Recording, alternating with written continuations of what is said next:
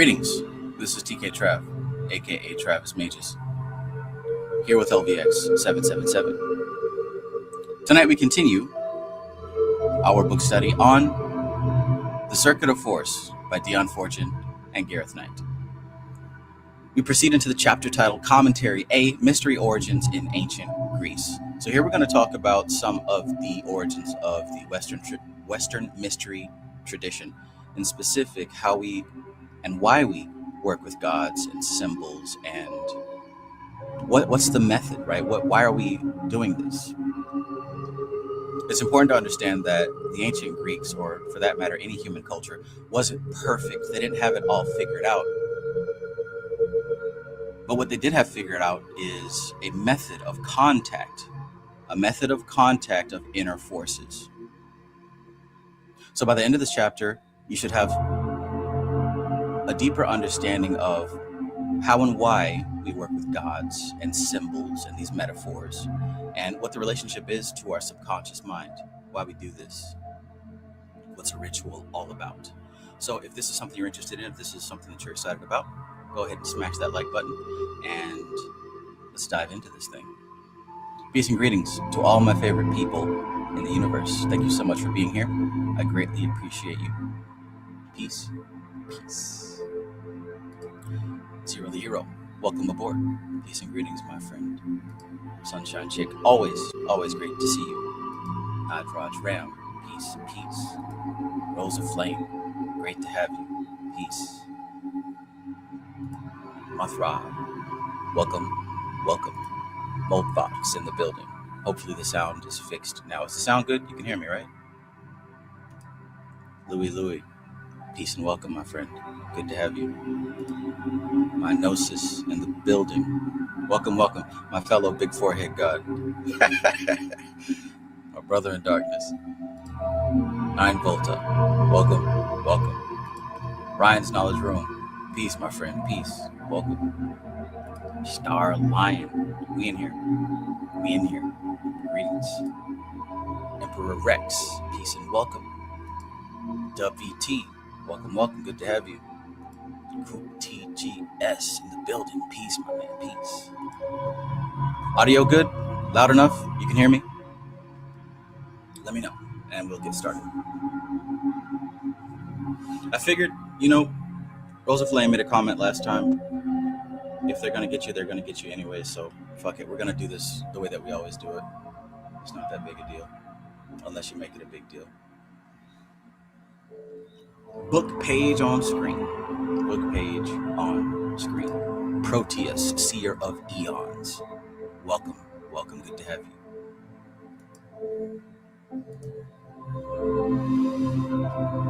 All right, so I'm going to assume the audio is good. Commentary A, Mystery Origins in Ancient Greece.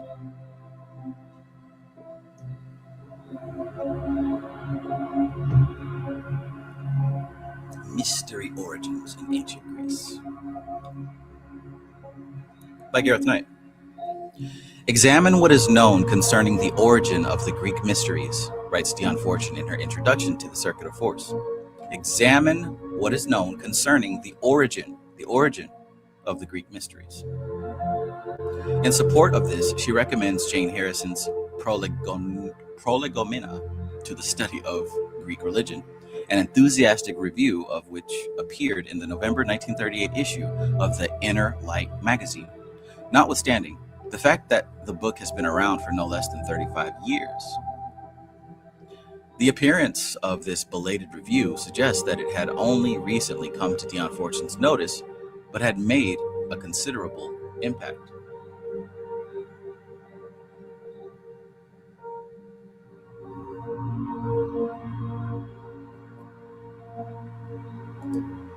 Chicano Holdings, peace. I just finished the book, Psyche, Cult of Souls by Erwin Road. It was like the Roman tradition of wearing masks made from the skin of their past loved ones. Interesting. Good book on the theme of souls in Greek. Cult of Souls. Monica Lawan, welcome.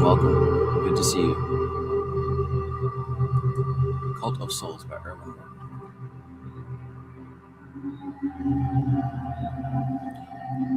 There was a considerable burgeoning of interest in the ancient mystery traditions within the society at this time, with regular magazine contributions from senior members such as S.F. Annett and Colonel C.R.F. Seymour, writing also as F.P.D.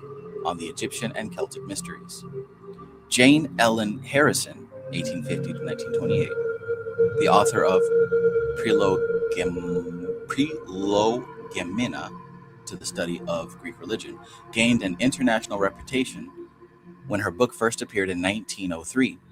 She was a remarkable scholar at a time when women's academics were rare, who broke into what was then an essentially male preserve of academic classical studies. A former student of Sir James Frazer of the Golden Bow fame, she employed the data of evolutionary anthropology as well as classical archaeology to challenge the scholarly consensus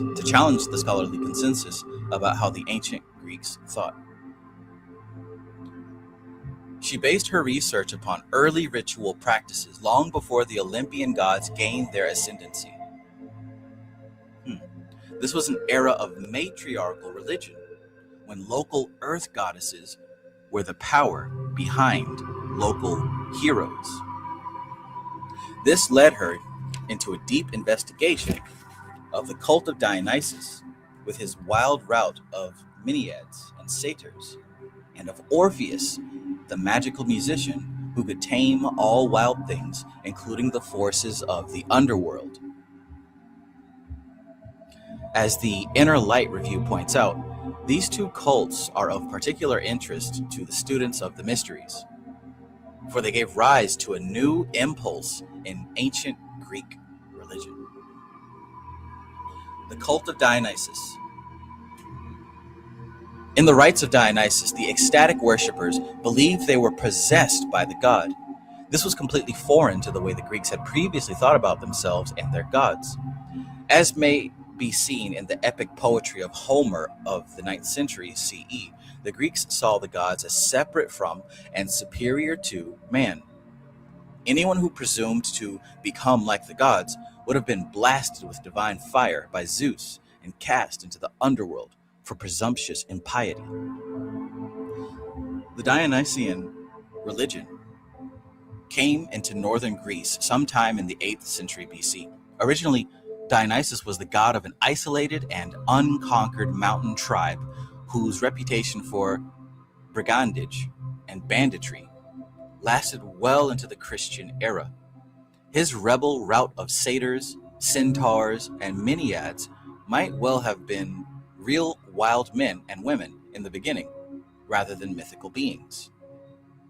Reminds me a little bit of Shiva and his group of Bhutaganas.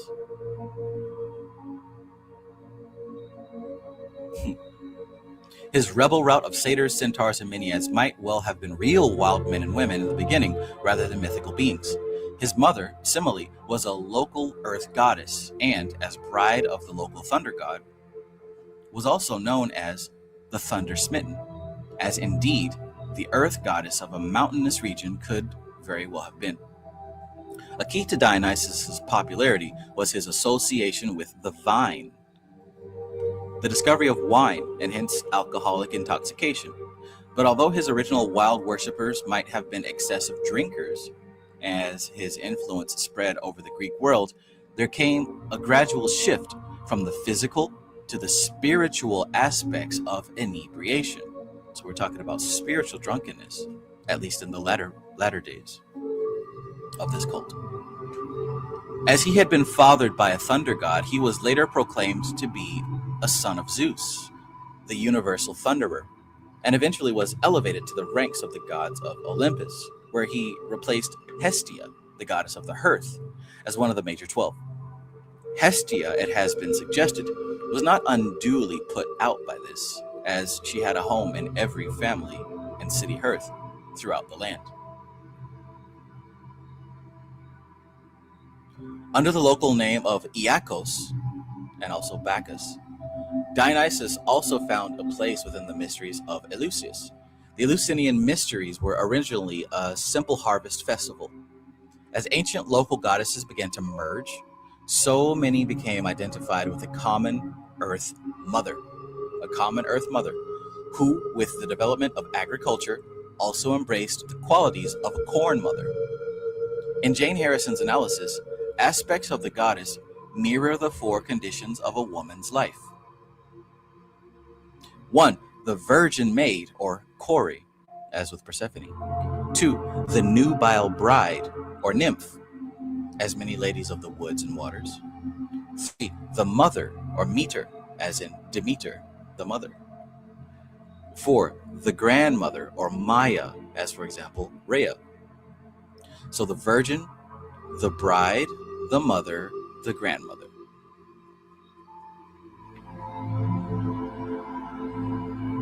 In some respects, they remain the same goddess, just as these four stages can be experienced by the same woman.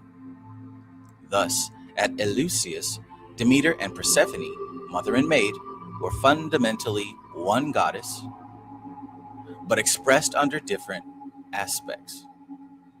You may have heard me say this in the past. All the goddesses are one goddess. Technically, you could say all the gods are one god, but primarily all the goddesses are phases of the one.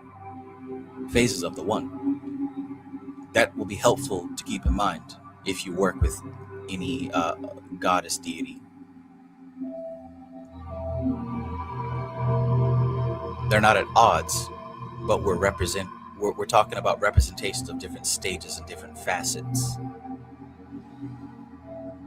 Thus, at Eleusis, Demeter and Persephone, mother and maid, were fundamentally one goddess, but expressed under different aspects.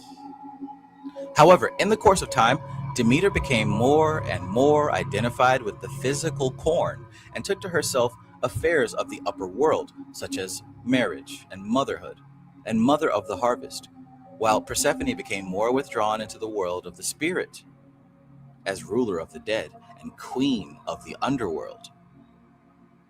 Ancient goddesses form an important background to all Greek myth and religion. A local earth mother, who was mother of both the quick and the dead, and lady of wild things, played a role somewhere between that of mother and lover to any local hero, urging and inspiring him to great deeds. Eventually, these tribal heroes became petty kings, and at Eleusis, when it was an independent city-state, the king himself was a priest of the two goddesses, the Mater and the Kore, right? That, if we look up here, the mother and the virgin, who became identified with Demeter and Persephone. When Athens grew in power and status and annexed Eleusis, which was only 14 miles away, it took over the Eleusinian worship as well, which it then began to transform. Athens made the Eleusinian festival one of the key points of the Attic year, with two main developments. They promoted the old king of Eleusis into a legendary culture hero, sent abroad by Demeter to sow seed and teach mankind the arts of agriculture. And they introduced Iacchos, a form of Dionysos, as god of the underworld and its mysteries. He had a shrine at Athens where his spring festival eventually became a focus for the drama. And at the autumn festival, his image was paraded to Eleusis with great celebration. Realm Lilith, peace, welcome, peace and greetings. Rose of Flame says, all gods are one goddess too. Absolutely. Absolutely.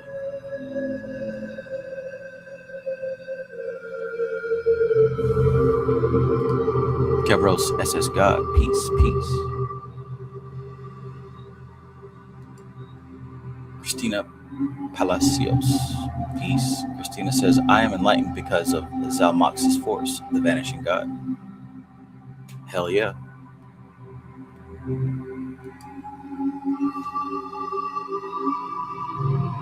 These celebrations included fasting, elaborate purification rites, sacrificial offerings, a ceremonial partaking of the first fruits, a mystical marriage, and the processing and revelation of sacred objects. After a procession from Athens along the seashore, the devotees entered a large building, a hall of initiation. Initiation. This was most unusual for Greek religious observance, which was generally conducted in the open. A temple was exclusively the house of a god into which only a priest may enter. At its peak, the Great Hall of Eleusis could contain 3,000 initiates. Jeez. Papa Flan, peace, peace. The precise details of the Eleusinian ceremonies have never been revealed, but it is known that at some point, the Hierophant and the priestess would descend into a secret chamber for the celebration of a sacred marriage ceremony, which was probably enacted chastely and symbolically in this period. Then the Hierophant came forth and, standing in a blaze of torchlight, cried aloud that the supreme mystery was accomplished.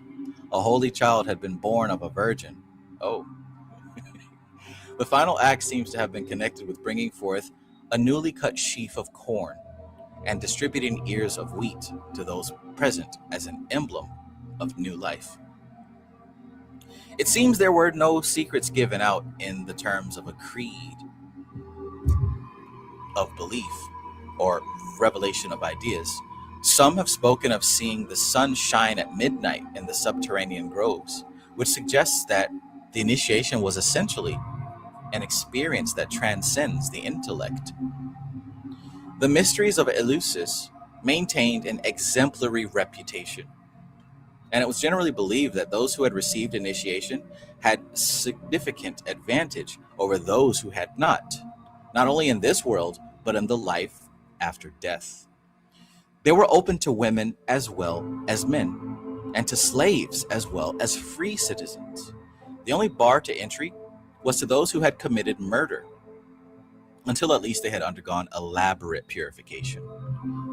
The spring festival at Athens, the Dionysia, where the dramatic competitions came to be held, became, in effect, the lesser mysteries.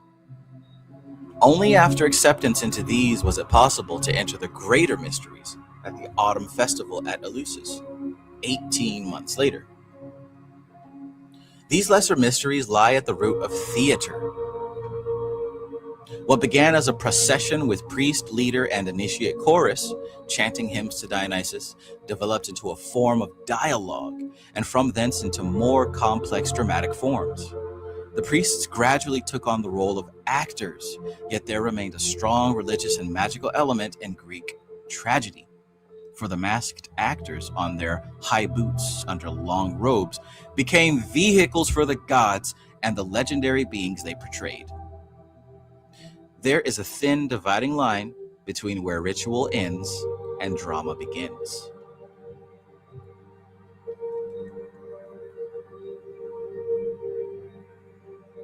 Definitely something to consider.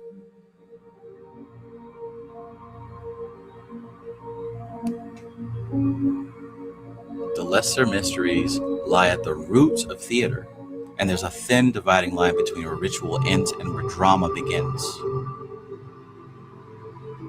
The aim was to purge and purify the audience with the emotions of fear and of pity. And as the festivals developed, it became part of the tradition to follow the tragedies with satirical comedy. Also in its way a purgative, but after another manner.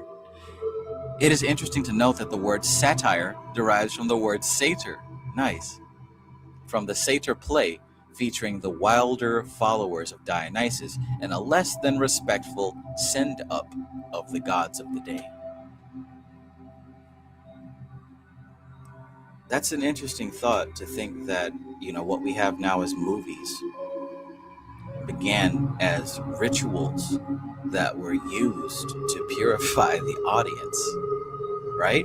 Because when you envelop yourself in a good film, in theater, in this type of entertainment, you automatically subconsciously put yourself into the story. You identify with one of the characters, you identify with the situations, and you follow along. Emotions are evoked out of you, right?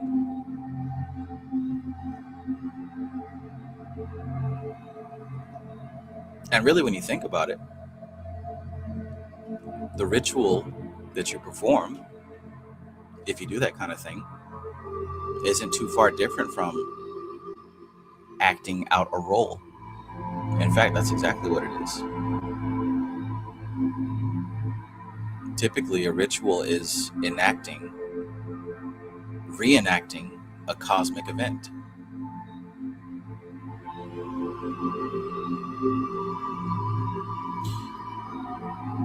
The Athenian drama, as we know it from the earliest manuscripts that have survived, flowered more than 150 years after the first Dionysia, with the three great tragedians, Aeschylus, 525 to 456, himself a citizen of Eleusis, Sophocles, 495 to 405, and Euripides, 480 to 405, and the comic dramatist Aristophanes. Despite the comparatively late date, we can learn much from Euripides' great Dionysian drama, the Bacchae, which was written in his last years and not performed until after his death. The occultist and psychotherapist Israel Regardie, in an essay entitled A Greek Ritual of Magic, claimed that it would be no difficult matter to recast the play into a magical ceremony, and one whose symbolism lies very close to psychoanalytic theory, with the entire mechanism of the Freudian scheme there, from repression and resistance through to the Oedipus complex. The rational consciousness of man, represented in the drama by King Pentheus, in overstepping the legitimate confines of its powers, is torn to pieces by the repressed feminine powers as a consequence. The god himself represents the vital stream of spiritual energy, the totality of man's forces, to whose service the Minyades must be dedicated.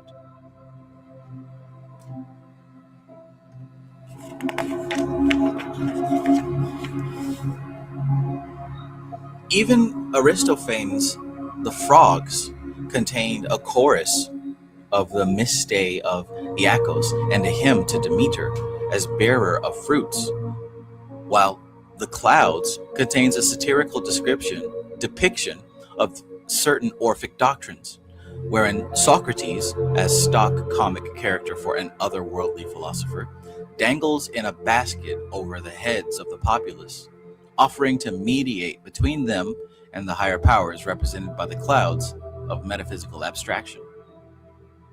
It may be remembered in passing that the Elizabethan Magus, Dr. John Dee, had a great enthusiasm for this same playwright and got into a certain amount of trouble by inventing a flying Egyptian scarab for Aristophanes' Pax that was so realistic that it was thought to be propelled by sorcery. Dr. Lakeith, peace, my friend. The doctrines of Orpheus came to play an increasingly important role in the religious world of the Greeks from the 7th century BC onwards. Indeed, Orpheus became virtually identified with Dionysus, in spite of the fact that in many ways they were polar opposites. The all-important thing they had in common was a knowledge of the mysteries of the underworld and the means of becoming identified with the gods. Dionysus, as befits one who was to introduce the possibility of spiritual birth to man, was himself twice born. His mother, Semele, once her earth goddess origins were forgotten, was said to have been the daughter of the king of Thebes and courted by no less than Zeus, the king of the gods, who visited her in human form. This aroused the jealousy of Hera, Zeus's consort, who came to the palace in the guise of a nurse when the pregnant Semele was expecting Zeus's child. Hera persuaded Semele to insist that Zeus reveal himself to her in his true form as a god. This she did by means of the old stratagem of holding him to his word on an open promise. Unfortunately for her, when Zeus appeared to her in all his divine glory, she was struck down as if by lightning. Her body was consumed in flames, and her shade went down to the underworld. Earlier, Chicano Holdings said Zeus was enlightenment. Zapped, glitching out the matrix, also interpreted Zeus's wrath.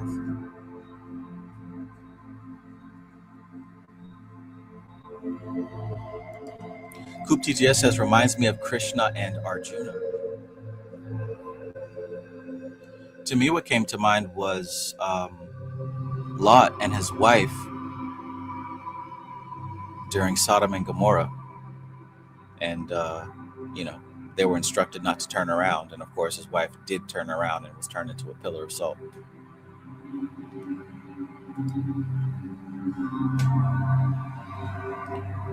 Zeus appeared to her in all his divine glory, and she was struck down as if by lightning. Her body was consumed in flames, and her shade, her spirit, I guess, her shade went down to the underworld. Beeble Bomb. Peace. Greetings. Missed you last night, Beeble Bomb.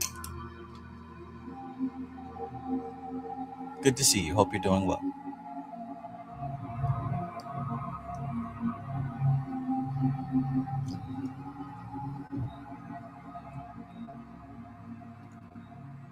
Some say a shoot of ivy appeared miraculously to screen her unborn child, winding itself around the columns of the palace.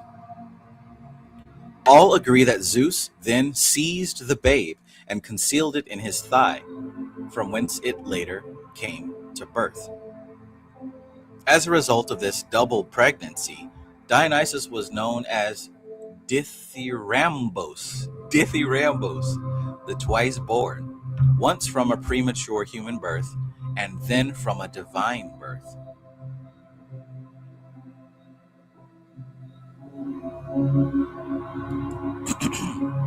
Coop TGS says, yeah, the Orpheus myth includes looking behind and turning to salt as well. Interesting. I love when these myths connect across cultures, because that's a clear sign that, to me at least, we're talking about some type of metaphysical level of understanding being reached.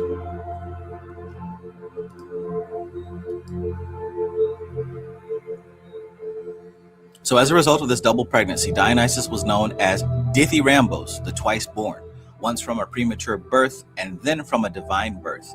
This is an epithet which came to be applied to initiates who had been born of the flesh and then of the spirit.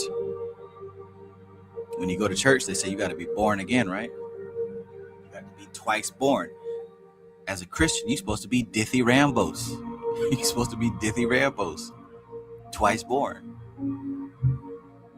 The child was entrusted by Zeus to Semele's sister until Hera struck the foster parents with madness when Zeus, with the help of Hermes, changed the child into the form of a kid or a ram and placed him in the keeping of the cave nymphs of Mount Nysa, who were rewarded by being placed in the stars as the Hyades, which make up the face of Taurus the bull.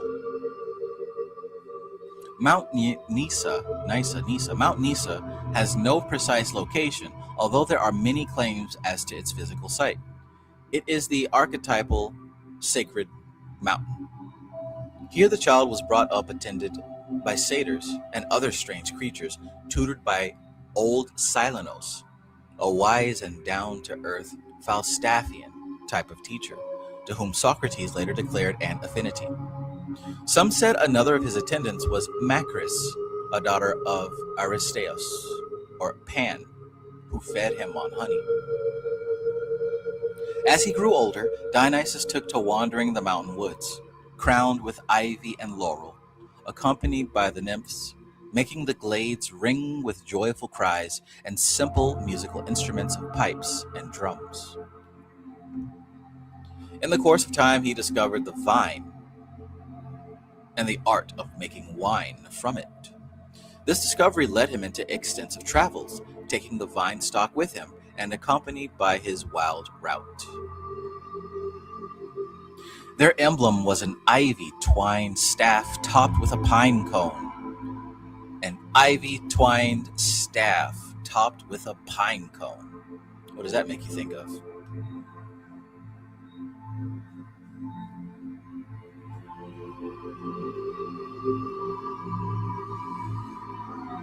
Their emblem was an ivy-twined staff topped with a pine cone called a thyrsus, an early form of the caduceus. They also carried swords and serpents, and howling hold stones on strings, known as bull roarers, and were aided on occasion by wild animals. From the mainland of Greece, he visited the islands of the Greek archipelago. He introduced the vine to Egypt, and with the Amazon women successfully fought a war against the Titans.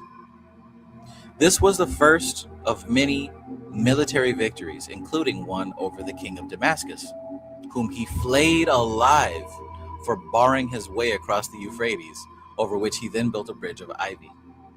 He was helped by a tiger to cross the other great river, the Tigris, and eventually reached India, where he introduced the vine to the whole subcontinent, founded cities, and established laws.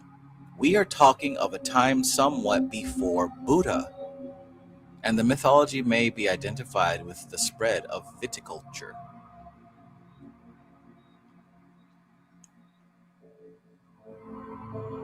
When he eventually returned to the West, Dionysus had undergone a certain change of appearance. In place of the bearded, rustic god often depicted with horns, he was seen more often in the guise of a graceful adolescent dressed in long robes in the Lydian fashion. There was some reaction to his changed appearance. He was at first opposed by the Amazons, but he defeated them, helped in his battle with elephants that he had brought from India. He came back from India with power. He then invaded Thrace, where his army was repulsed, but he escaped by plunging into the sea. The ancient goddess Rhea helped the prisoners of war to escape and inflicted madness upon the victors, whereupon Dionysus traveled to Boeotia, where he visited Thebes. Here, as depicted in the celebrated play by Euripides, he caused the patriarchal disciplinarian king Pentheus to go mad. It's a lot of causing to go mad in here, ain't it? When the king tried to imprison him, he shackled a bull by mistake and then, dressed in women's clothes, went up into the mountains to spy upon the Menaids and their mysteries. Here Dionysus secured him to the top of a fir tree, which the Menaids uprooted, and led by his mother Agave, fell upon him and tore him to pieces, his mother returning to the palace brandishing his severed head.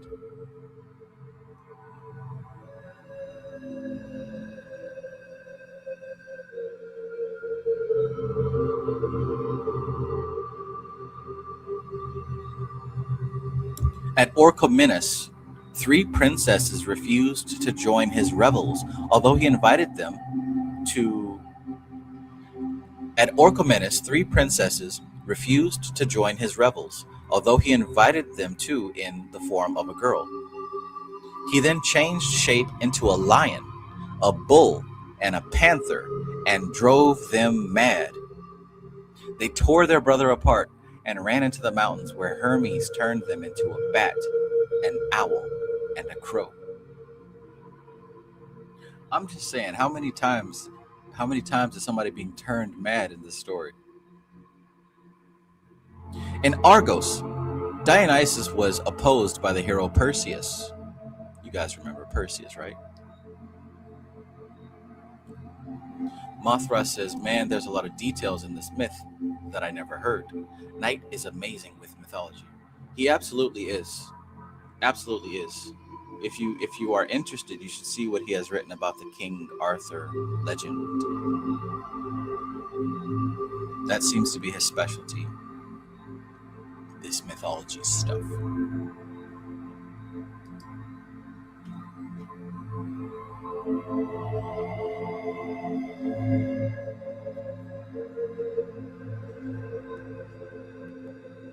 Good old shape-shifting, maddening Dionysus, world-traveling Dionysus. Let's see what else he's got going on. In Argos, Dionysus was opposed by the hero Perseus. However, Dionysus drove all the women mad, causing them to start to devour their children. Perseus built a temple in Dionysus' honor. At some point in his travels, despite a warning from their helmsmen who recognized his godhead, pirates tried to take him and sell him into slavery. No sooner was he secured when ivy and vine tendrils sprang from the deck and enveloped the sail and the mast. The bonds fell from Dionysus, and he turned into a lion. Wine filled the sea all around the ship, and phantoms of wild beasts appeared within it to the sound of flutes. The terrified pirates jumped overboard and were turned into dolphins.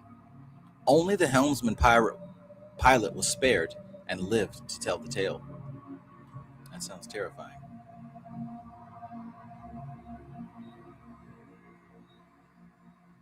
On the island of Naxos, Dionysus came upon the princess Ariadne, the daughter of King Minos of Crete, who had helped the hero Theseus to find his way through the labyrinth of the Minotaur by means of a thread. Theseus had deserted her, but Dionysus consoled her, proving his status as a god by throwing her bridal diadem into the stars, where it remains as Corona Borealis, the northern crown. Some versions of the story say that the marriage took place after Ariadne's death, so that two ceremonies were later celebrated in her honor, one bewailing her death and the other celebrating her subsequent divine marriage, a combination of rites that has distinct initiatory resonances. Having established his worship throughout the world and been accepted into the Olympian heaven, where he sat at the right hand of Zeus as one of the 12 great ones, Dionysus descended to the underworld. Here, with a gift of myrtle, or a phallus made of fig wood, he induced Persephone to release his mother from the realm of the dead. He gave her a gift in exchange for his mother. That's funny. Here, with a gift of myrtle, or a phallus made of fig wood, he induced Persephone to release his mother from the realm of the dead. Similarly ascended with him to the temple of Artemis at Troezen, where Dionysus changed her name to Thyone, which means ecstatically raging, the condition of many of his Minyad followers. Having made her immortal, he took her up with him to live with the gods. In this, we have another initiatory sequence. So much for the general body of Dionysian myth. Some of it very wild indeed, that was taken over and adapted by the Orphic movement. Oh my.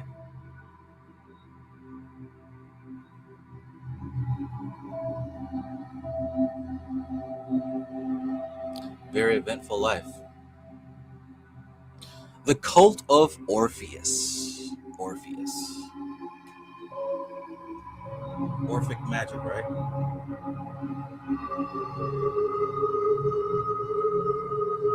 As counterbalanced by Hermetic magic.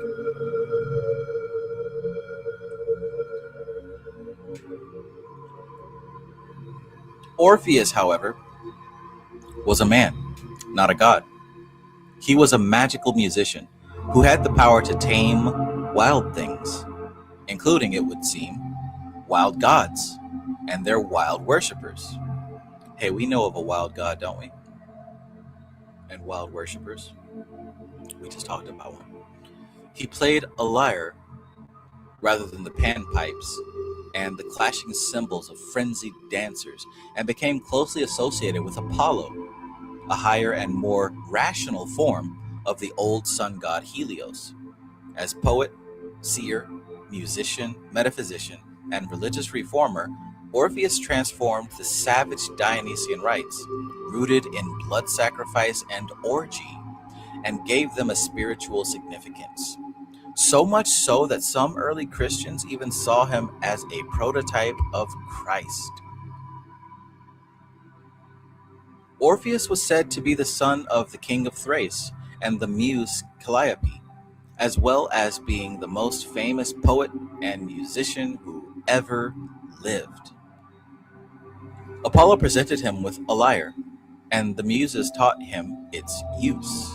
Thus, by his songs and his music, he could charm wild beasts and even cause trees and rocks to move and follow him, which is said to account for various circles of trees or stones.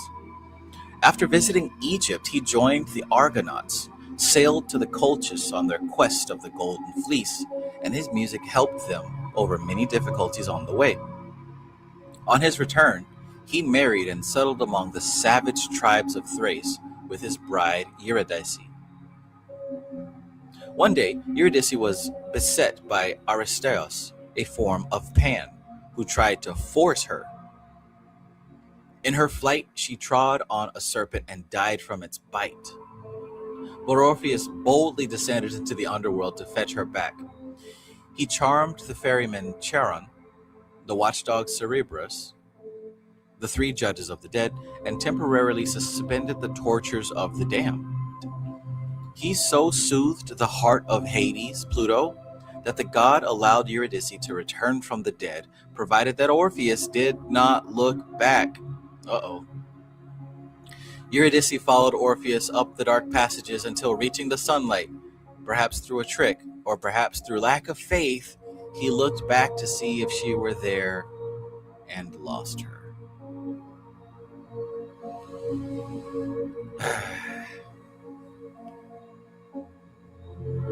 There was initially considerable conflict between Dionysus and Orpheus. When Dionysus invaded Thrace, Orpheus neglected to honor him and taught other sacred mysteries, including the evil of sacrificial killing.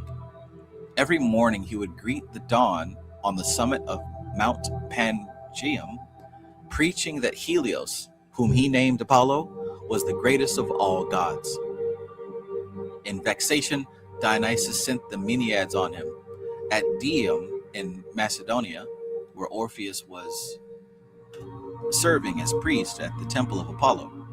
After murdering their husbands, they tore Orpheus limb from limb and threw his head in the river Hebrus, where it floated, still singing, down to the sea, until finally carried to the Isle of Lesbos.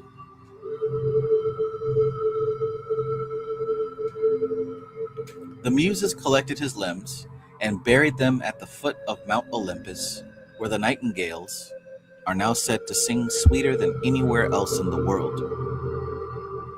Orpheus's head, after being attacked by a serpent, which Apollo at once turned into stone, was laid to rest in a cave near Antissa, sacred to Dionysos, where it prophesied day and night until Apollo eventually silenced it, as it was causing the other oracles, including Delphi, to become neglected. Orpheus's lyre also drifted to Lesbos and is sometimes depicted as having his head attached. It was laid up in the temple of Apollo until it was honored by a place in the heavens as a constellation Lyra, which contains Vega, one of the Earth's polar stars, in the precession of the equinoxes.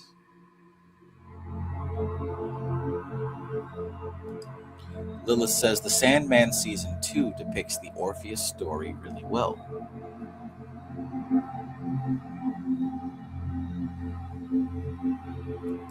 Mothra says Orpheus was occasionally depicted crucified.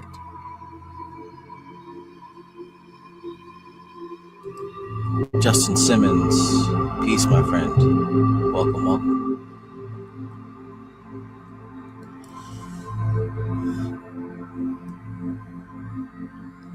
Other stories say that Orpheus was killed by Zeus with a thunderbolt for divulging divine secrets. He had indeed initiated the mysteries of Apollo in Thrace, those of Hecate in Aegina, and those of subterranean Demeter in Sparta. The diversity and popularity of Dionysus had caused him to absorb various foreign gods, including Sabazius of Phrygia, a supreme god and solar divinity, Basileus of Lydia, a conquering god, and Zagreus, a Cretan equivalent of Zeus. This last, particularly, was elaborated by Orphic doctrine into a story of the early childhood of Dionysus and a creation myth of the human race.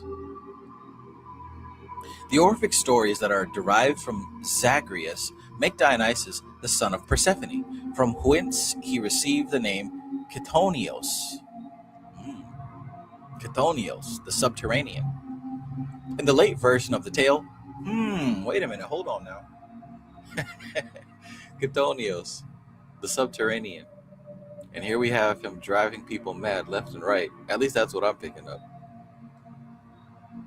Madness.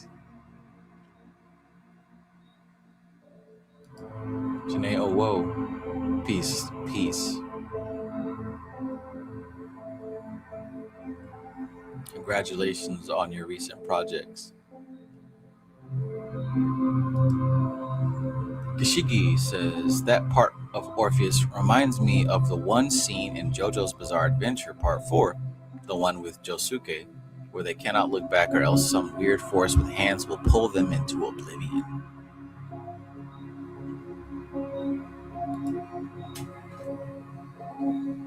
In madness you dwell.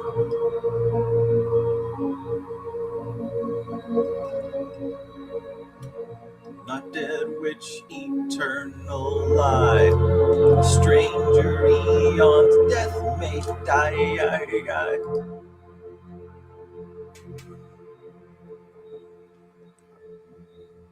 The Orphic stories that are derived from Zagreus make Dionysus the son of Persephone, from whence he received the name Chthonios, the subterranean. In a late version of the tale, Demeter hid her daughter Persephone in a cave, setting 2 serpents to guard her. In the cave, the maiden began weaving a great web or tapestry of wool, which was a picture of the whole world. While she was thus engaged, Zeus came to her in the form of a serpent and begat upon her the god who was to be his successor as divine ruler of the world. All this was carried out according to Demeter's will, who in some respects was identified with Persephone.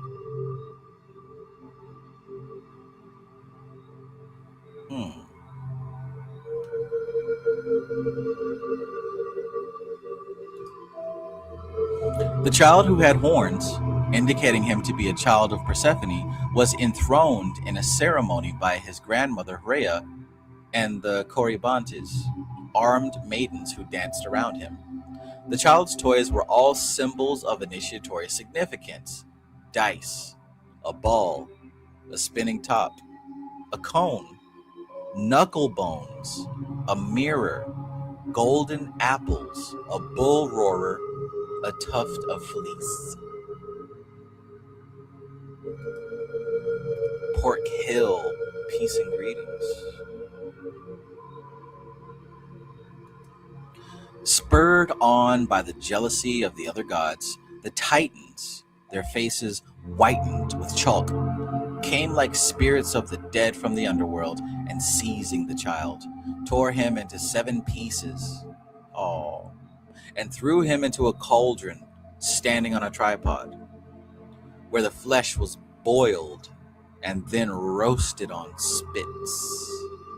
A pomegranate tree sprang from where his blood flowed into the earth. Zeus appeared, and with his lightning hurled the Titans back to Tartarus. Whoa, let me go back. Spurred on by the jealousy of the other gods, the Titans, their faces whitened with chalk, came like spirits of the dead from the underworld, and seizing the child, tore him into 7 pieces, and threw him into a cauldron standing on a tripod, where the flesh was boiled and then roasted on spits. A pomegranate tree sprang from where his blood flowed into the earth. Zeus appeared, and with his lightning hurled the Titans back to Tartarus. How did they get out? He gave the child god's limbs to Apollo, who took them to Mount Parnassus and set them beside his own oracular tripod at Delphi.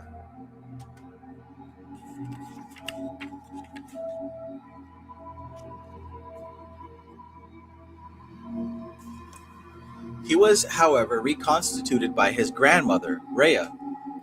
Persephone, to whom Zeus now entrusted the child, arranged for him to be brought up by a local king in the woman's quarters, disguised as a girl.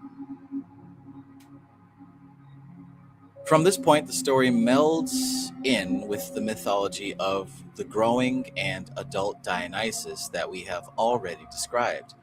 Okay, so that's why they brought him up.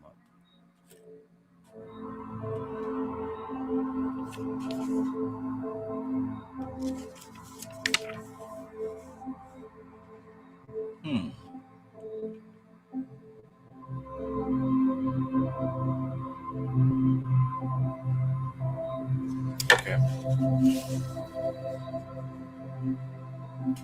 So he was, however, reconstituted by his grandmother, Rhea. Persephone, to whom Zeus now entrusted the child, arranged for him to be brought up by a local king in the woman's quarters, disguised as a girl. From this point, the story melds in with the mythology of the growing and adult Dionysus that we have already described. The bodies of the Titans, still wet with the blood of their victim, were rendered to ashes by the lightning bolt from Zeus, and from these ashes the human race arose. From these ashes the human race arose. This embodied the Orphic doctrine that human beings are part good and part evil, as they have both Titanic and Dionysian elements in their nature.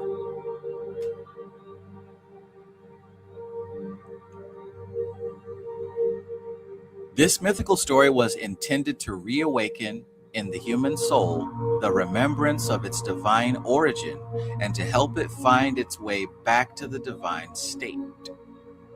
The Orphics taught that the soul was subject to a series of earthly incarnations, between which it resided in the underworld, subject to judgment and rewards and punishments according to the deeds of the last life on earth, until eventually it was liberated from the wheel of birth and death.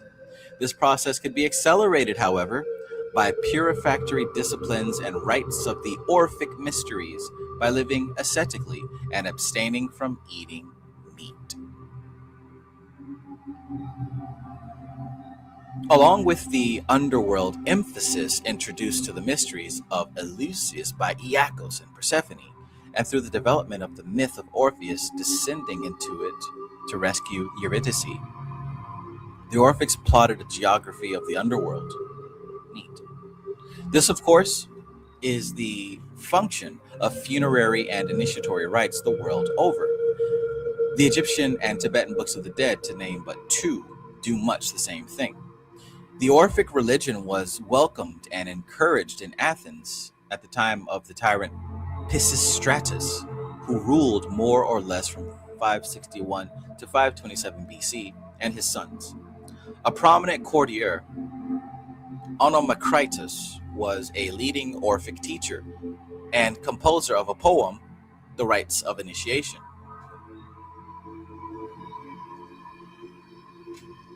A new edition of Homer, prepared at this time, introduced the episodes of Odysseus' visit to the world of shades. New Homer DLC. In general terms, beyond the vestibule known as the Grove of Persephone, with its black poplar trees and sterile willows, lay the gates of the kingdom of Hades. Hades, who had espoused Persephone, was the brother of Zeus, for both were sons of Rhea and Kronos. His name Hades meant literally not visible or unseen. Hades means not visible or unseen. He was also called Pluto on account of the treasures buried under the earth, or more importantly, for sending up the crops that gave wealth to the land. At the gate was the monstrous watchdog Cerberus, usually depicted with 3 heads, although he could have as many as 50, bristling with venomous serpents. His function was not only to guard the gates against intruders, but also to prevent those inside from escaping. Only Hercules ever defeated him by main force, and then but to carry him up to earth for a bare moment as part of one of his 12 labors. There were, however, 2 symbolic weapons that could charm or control him. One was the caduceus of Hermes, and the other was the lyre of Orpheus.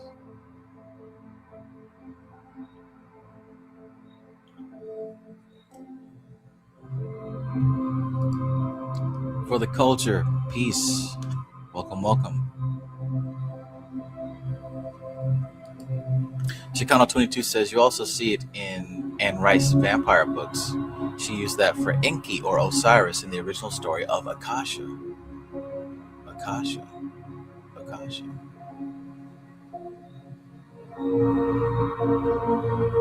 Coop TGS says Crowley put Cerberus on the Hermit card.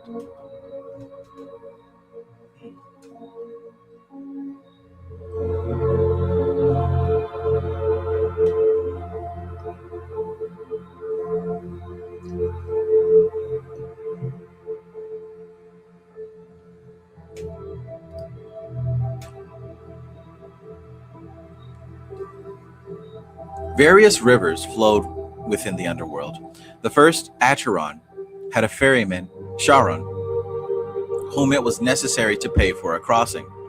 Otherwise, the soul would be doomed to wander along the deserted banks. For this reason, the Greeks always put a coin in the mouth of the deceased.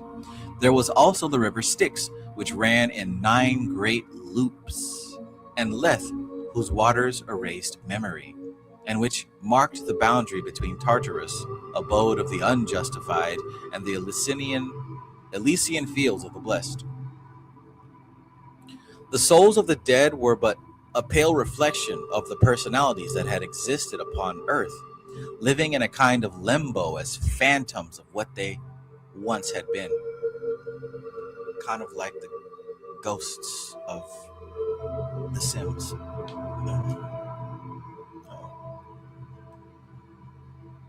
I can be your hero, baby. The souls of the dead were but a pale reflection of the personalities that had existed upon earth, living in a kind of limbo as phantoms of what they had once been. Only those who had been outstandingly guilty suffered exemplary torment. In the course of time, this dim place of shades began to be regarded more as a court of judgment, after which souls were allocated either to Tartarus or to the Elysian fields. Tartarus was a somber jail enclosed by a triple wall, in which was a diamond gate and surrounded by the river Phlegethon.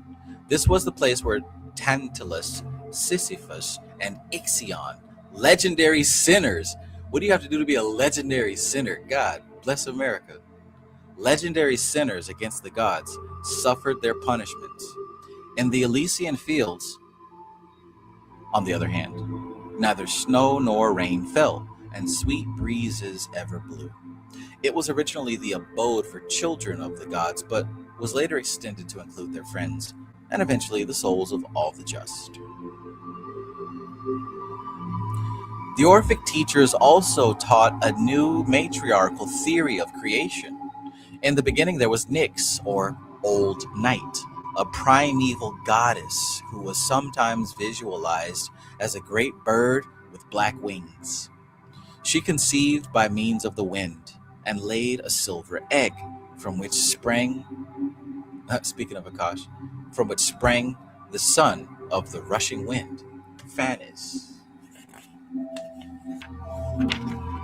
A god of light with golden wings, who was also known as Eros. That is to say, he was the great primal Eros, a cosmic force of divine creative love, not the little cherubic figure of sexual infatuation later associated with Venus Aphrodite, although this figure plays an important role in certain Rosicrucian symbology, not least in the chemical marriage of Christian Rosencreutz. Eros was also called Protagonos, the firstborn of all the gods. He brought into light everything that had been concealed in the silver egg, from the sky above to the earth below.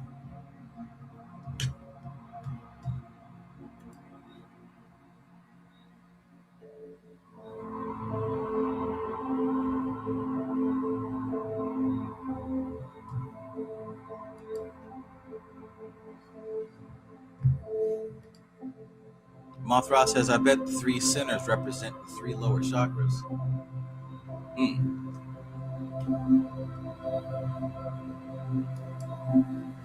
Chicano says, this is dope. You always hear people talking down on Greeks like they don't have souls. Too many actually believe that. Greeks have some soul, brother. Absolutely. Oh, shit. Look at that picture, man. Look at that picture. I made that picture. That is funny. Damn, that's funny. But yeah, I completely agree with you, man. I completely agree with you. I knew that shit was familiar.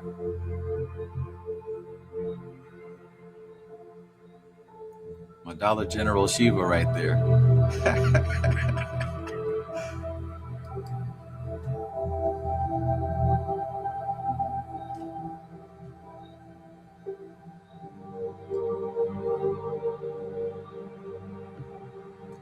No shit, man. I was laughing my ass off when I made that picture.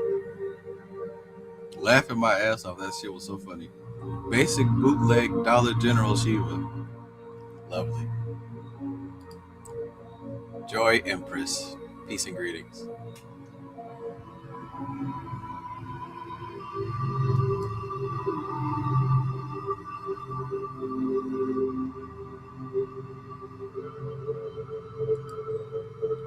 Druichi Drow, you better know who Akasha is. Oh, absolutely. Absolutely.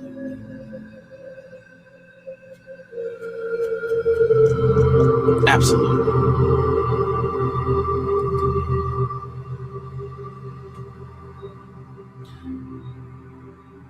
There are, of course, resonances here that are very familiar to modern Kabbalists. The old night being the Ein Sof, otherwise known as Sophia. Pause, right? Pause. Check that out. Nyx, right? We just talked about Nyx. This primordial mother, this primordial goddess, Nyx.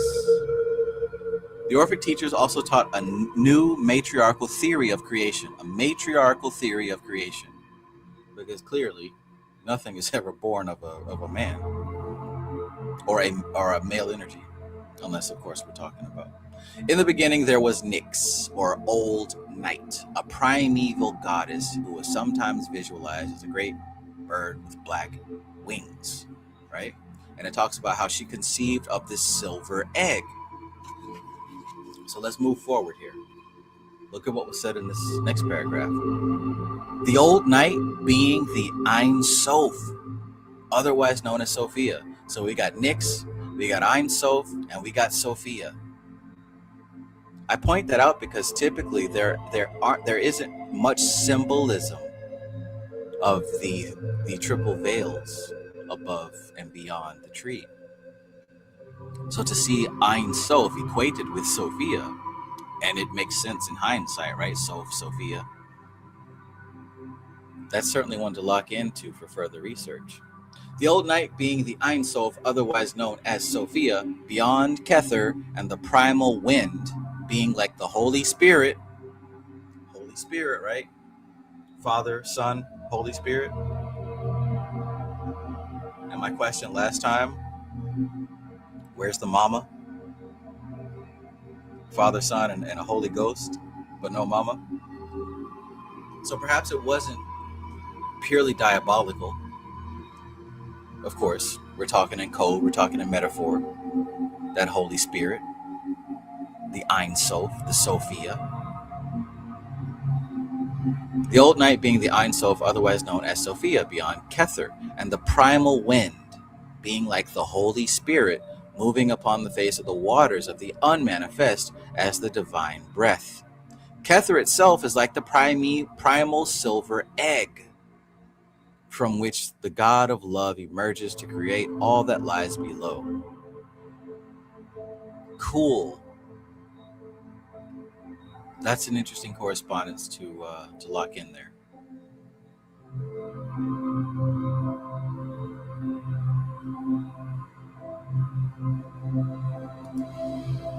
Joy Empress says, wait, Sophia in Greece? I only heard of her mentioned in Gnosticism. Absolutely.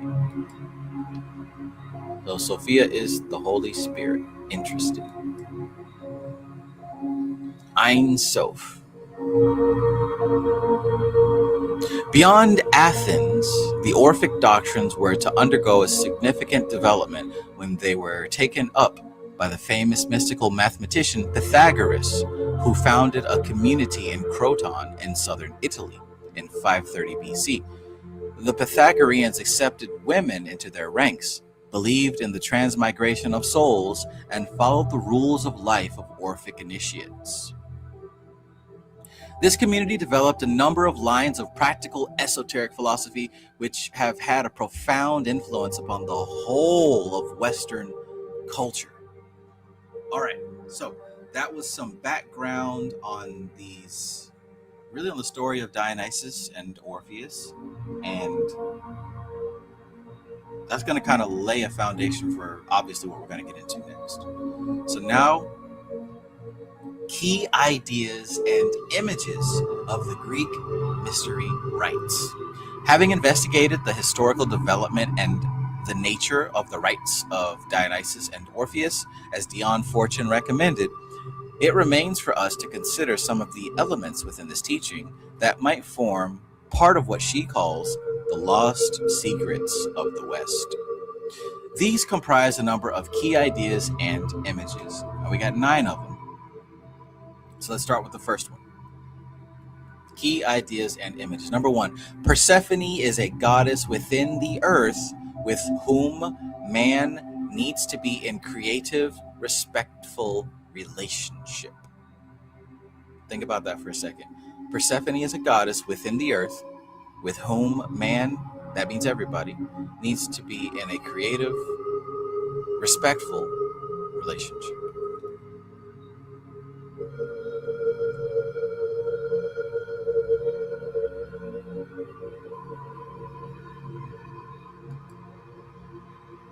Chicano says Pythagoras was the Jack Parson of his days. I just finished the show 2 nights ago.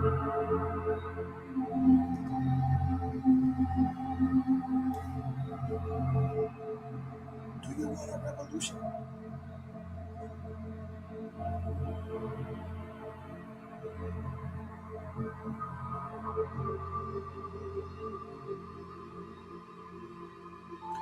Persephone is a goddess within the earth, with whom man needs to be in a creative, respectful relationship. The idea of a goddess whose realm is within the earth has been gaining currency in modern times, although its roots go back a long way. She's often referred to nowadays as Gaia, deriving from the very ancient earth goddess who in Jane Harrison's book and some of Dion Fortune's rituals is known as Gi. The modern feminist movement is a part of this reappearance of the goddess, but only a part, for in its wider aspects, it embraces the whole field of ecological responsibility for the environment and for the non-human species that inhabit the earth along with the human race. Even this is by no means the whole story, for the earth is not simply a randomly located ball of plasma with an organic shell in an alien physical universe. It has realms within it, which have their correspondence with inner realms that extend throughout the greater universe. In this respect, all the stars and planets are vehicles of consciousness of great beings of one kind or another. We know that, right? Everybody knows that, right? That's common knowledge.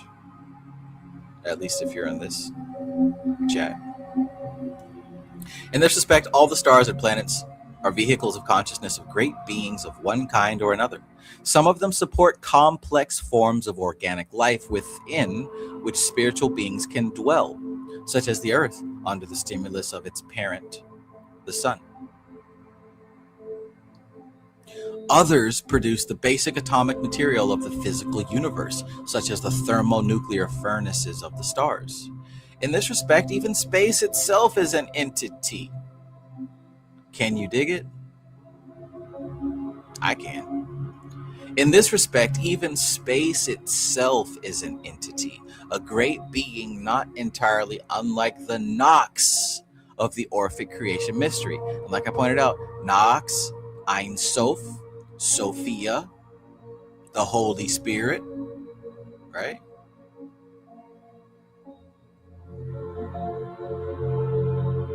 You ever seen the Egyptian glyph of the woman who is the sky arched over the earth, and her body is black and blue filled with stars?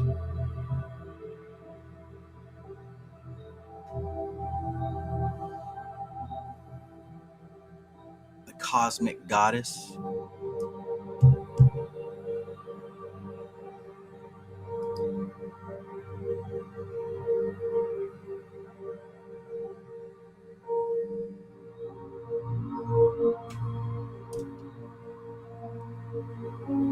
I like that. I didn't catch that the first time around.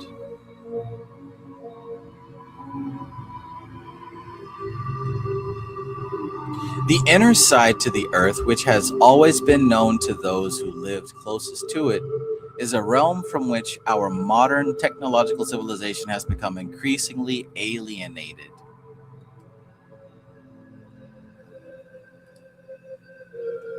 This inner world has been variously named by different cultures, but is generally known today to its initiates as the Underworld, or the world of fairy.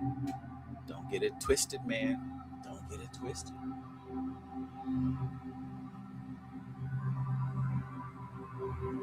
The Underworld, or the world of fairy. Vaguely sinister or whimsically sentimental connotations may have grown up around these terms.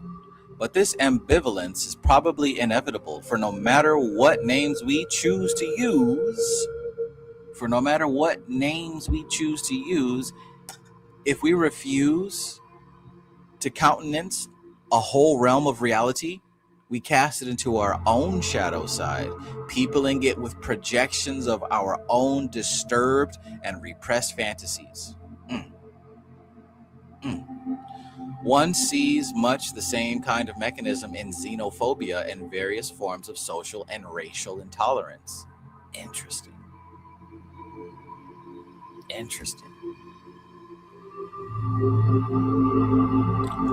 So if we refuse to accept a whole realm of reality, right? When we block it out, when we pretend it's not real, when we refuse to accept a whole realm of reality, which at least in my experience, most people do, right? Most people refuse to accept the existence of many aspects of reality.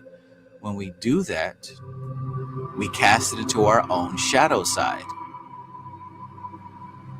thereby filling it with projections of our own disturbed and repressed fantasies. So that doesn't just go for like cultures and people who might not accept other groups of people or whatever. We're also talking about the metaphysical reality too. People who, refuse to accept the reality of other belief systems or spiritual realities. We cast it into our shadow and we populate it with projections. I mean, hell, and it's still, in that sense, it's still the underworld, right? Damn, dude, damn. And when you think about that, you think about the elemental forces. Like Moldbach says, that's why I think some UFO sightings are more like higher dimensional elementals, like the Loch Ness Monster, elves, or gnomes. Yeah. Think about what was said right here. These elves, gnomes, the fairy, sylphs, undines, projections.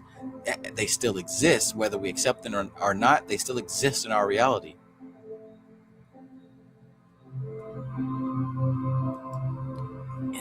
Interesting.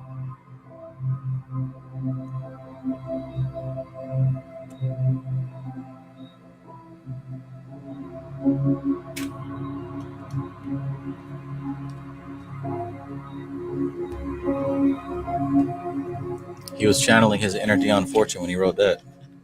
That sounds like something she would have said.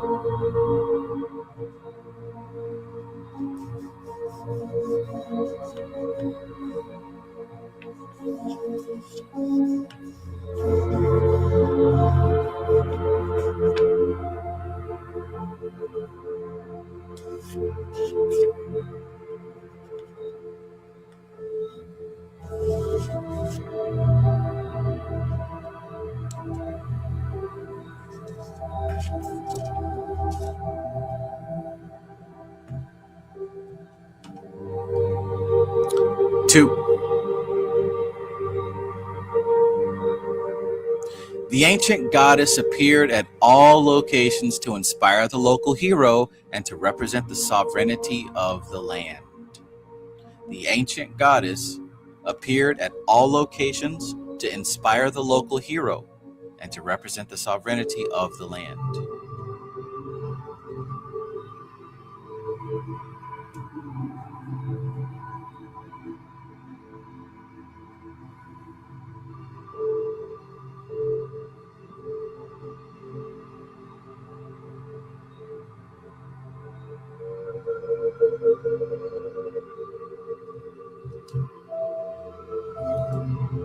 Movok says even Merlin's watery girlfriend, she wasn't elemental. But it's a problem if I do it. It's okay if Merlin does it. It's a problem if I do it. The ancient goddess appeared at all locations to inspire the local hero and to represent the sovereignty of the land. This local element is not a matter of petty provincialism, but the individual expression of the goddess at a specific location on the face of the land in relation to the particular flora and fauna.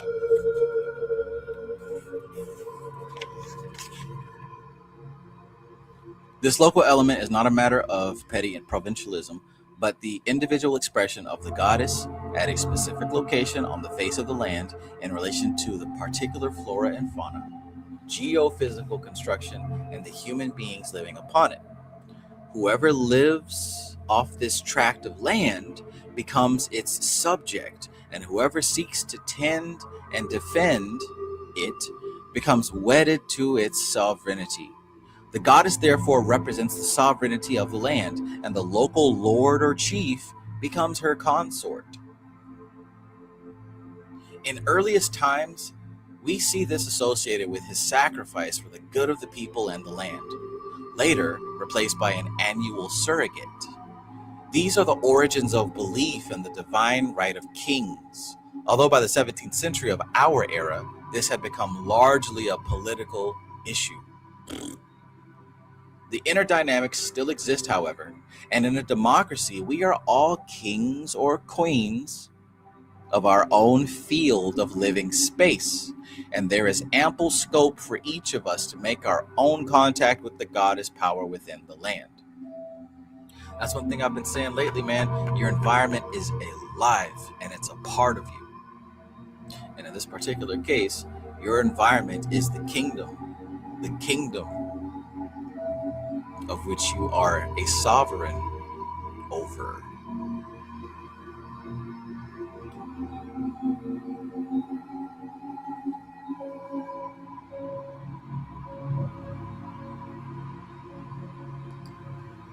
Trey saved. Peace, my friend. Peace. Welcome.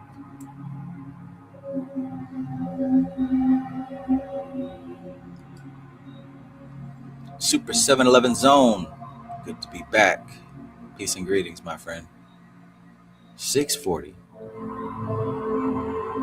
Oh, AM. So you're on the right side. You're on the far west. Good morning.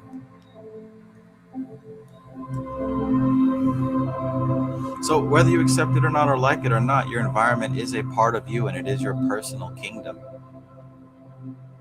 And it is intricately in relation with your psyche, with your habit patterns of emotion, the same thoughts that you circulate throughout your head, and the same physical actions that you repeat over and over and over again.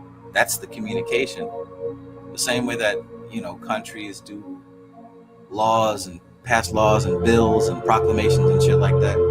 You do that with your personal kingdom by the actions and behaviors and emotions that you repeat on a daily basis. Those are the laws that you pass. That's the law that you pass in your environment, in your kingdom. And your kingdom of elementals obey the laws that you pass. So if you're complaining about how your kingdom is behaving, don't look at the subjects. Don't look at the subjects of the kingdom. You got to address that spiritual authority.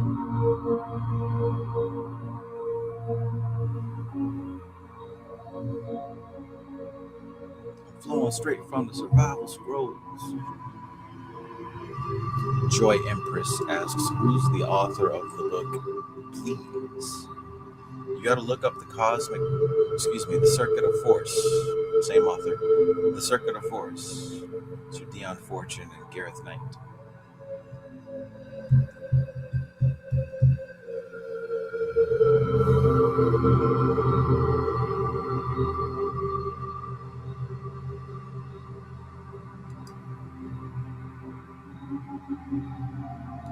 Coop TGS says, facts. I received that same gnosis by working with the Goetia.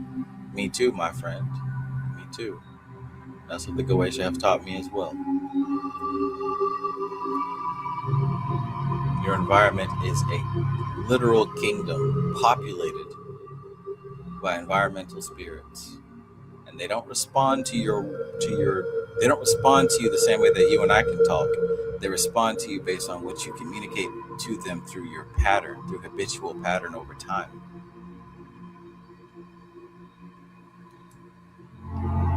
Worldly culture says, for we wrestle not against flesh and blood, but against principalities, against powers, against the rulers of darkness of this world, against spiritual wickedness in high places. And Christians throw that at me as if we're talking about monster demons in hell, but it's like, no, goofy. We're literally talking about how you live your life in the world, the physical world around you. It ain't just Jesus over there in Palestine. It's you right here, right now. Them principalities and powers. It's your environment. It's your job. It's your car. It's your family. It's your house. All the places that you like to spend your time. Your kitchen is a section of the kingdom. Your front yard, your backyard, all of it. Especially if you do specific behaviors and actions in specific places, right? If you always do your meditations in a certain room, that's the holy sector of your kingdom.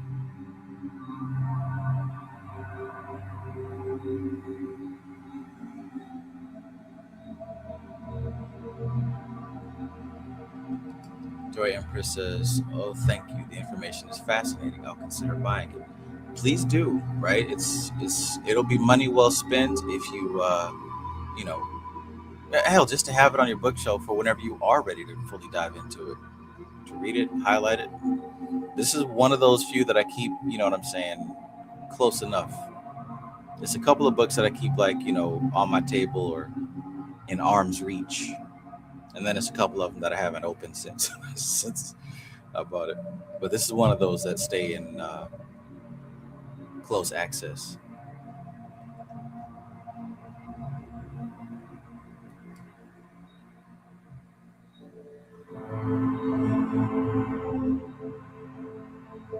Okay, let's continue.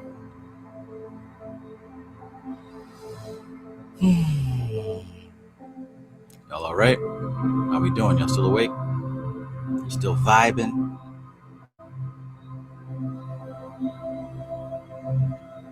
Is this information relevant, useful, and appropriate? Are you digging it?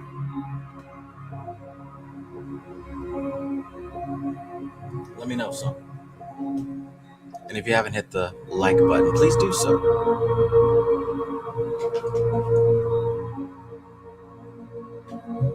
Unless you don't like this book reading, then I would understand why.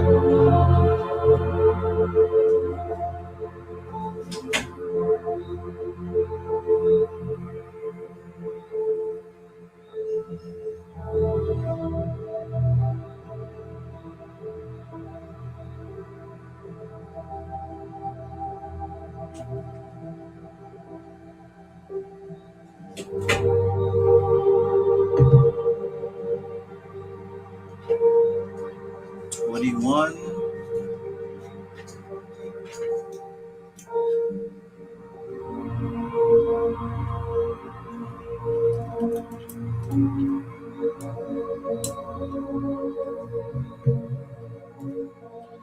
Allah Akbar.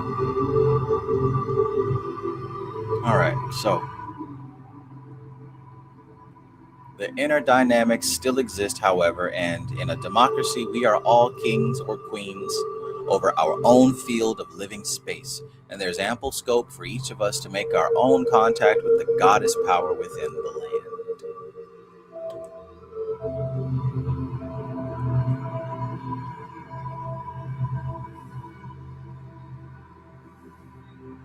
I think we have a habit or a tendency, as a culture, to put things on a pedestal and to put it far away from us. Like, say for example, we think of something like Mother Nature.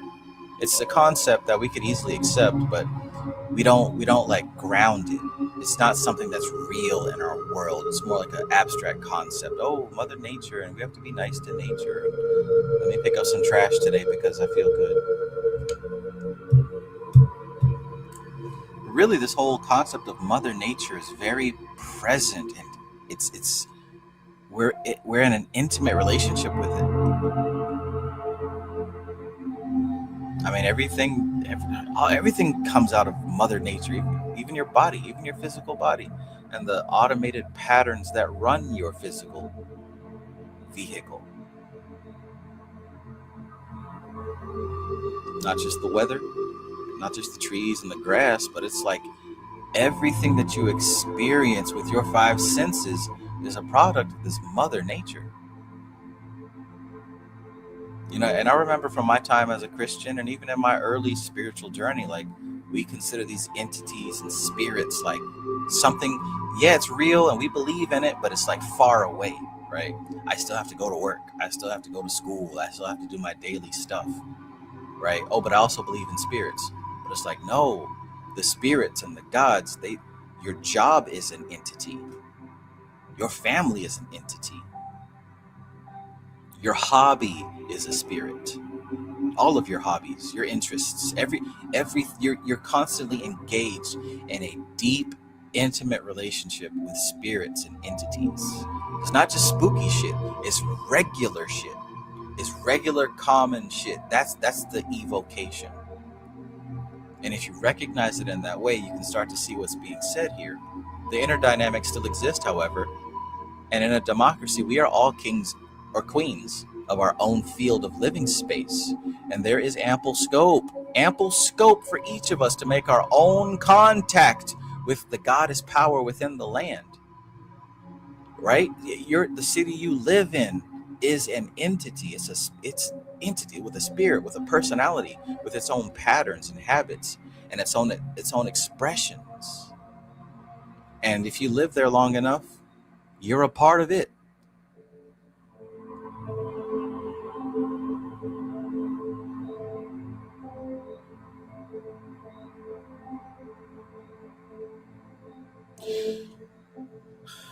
There's an ancient tradition enshrined in ballad lore whereby such heroes as Thomas the Rhymer met the fairy queen on Huntley Bank and entered the Eldon Hills with her.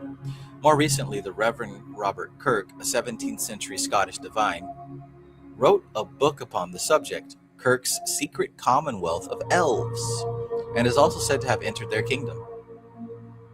This tradition can still be followed, and guided visualization can provide a controlled approach to these realms, which are by no means to be dismissed as only imagination.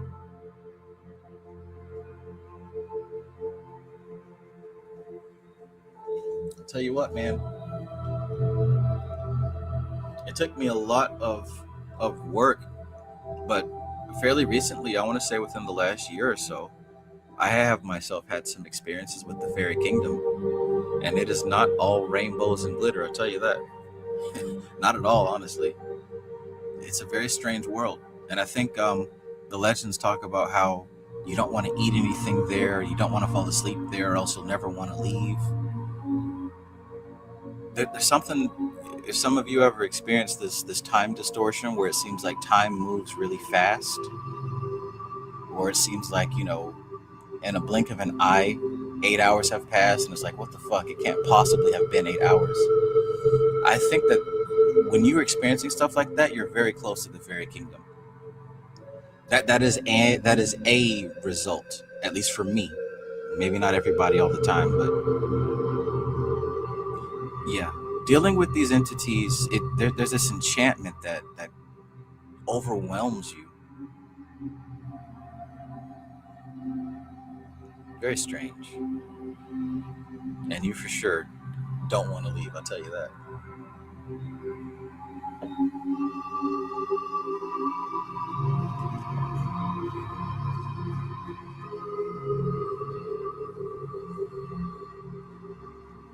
And maybe it's just me, but I think that when I do fairy work, I am the sacrifice.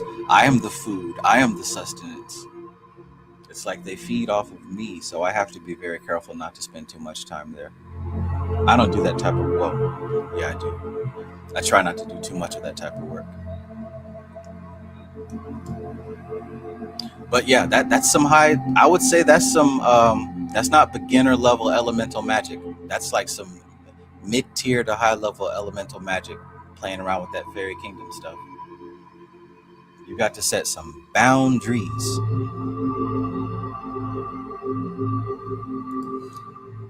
Modvok says elf abductions in European history include time dilation, just like UFO abduction.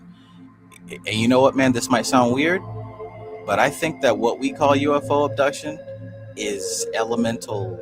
It's that shit I just talked about, that fairy kingdom stuff, the element. It's not a spaceship taking you in space. I think that's that's people slipping into that fairy kingdom. I mean, you don't have to agree with me. Nobody has to agree with me, but from what I've come to understand, I think that what we have created into this UFO phenomena is not new. And I think that it began as abductions into the fairy kingdom. So I'm glad that you said that. But yeah, man. And yes, these beings have control over wealth. Yeah. But hey, if that's your flavor, something to look into. If not, leave it on the table. Beeblebomb says, I used to stand in the center of fairy rings and pray they would appear. Oh.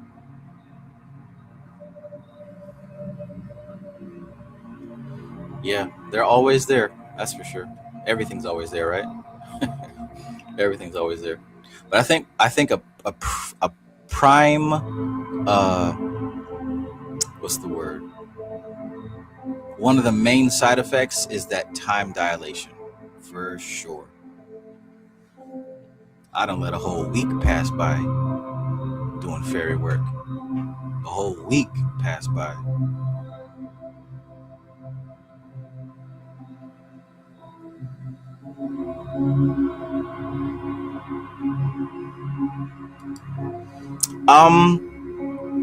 If you haven't already, somebody might know the title of this movie. It had Christopher Walken, and it was about alien abductions.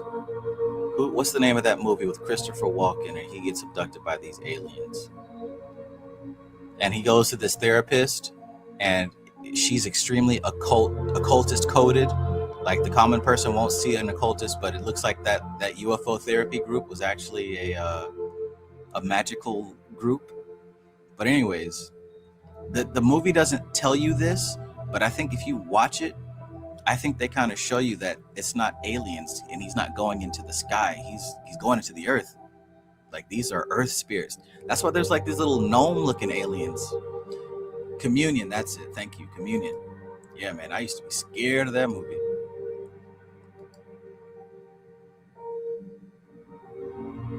But anyways, I don't want to get too sidetracked. Somebody can use that information. Maybe not everybody. But let's continue.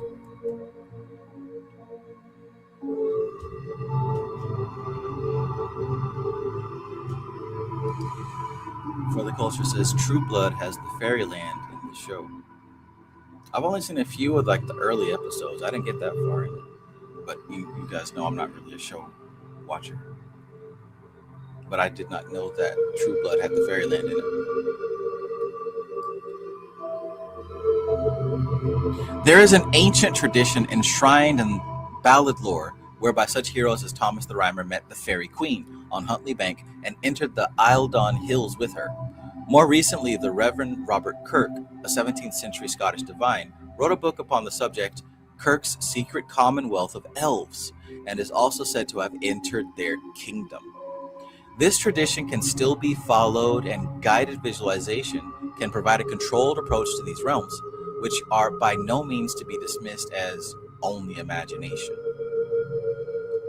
With the imagination, we have the embryonic organs of interior sense perception of whole worlds that exist beyond the surface. With the imagination, we have embryonic organs of interior sense perception of whole worlds that exist beyond the surface appearances presented by brain consciousness. We might also turn to the visualizations of the 17th century Rosicrucian Thomas Vaughan and his entry into Mount Abignus, or to many of the symbolic diagrams of spiritual alchemy. Alternative visions can also be found in the traditions of Celtic mythology, as of the Greek, both of which have had their heroes who entered the underworld. Indeed, the tradition is a worldwide one.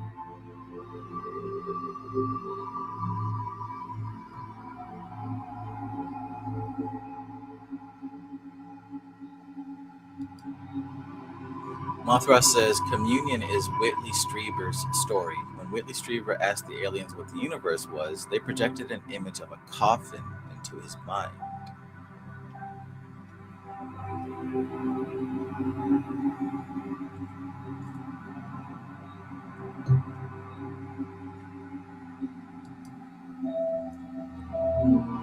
They're gonna make me want to watch that movie again. Creep myself out. That scene when he was in the bedroom and he starts seeing these little faces pop up through the door and around the window and shit. Oh my gosh. That used to really give me the goosebumps.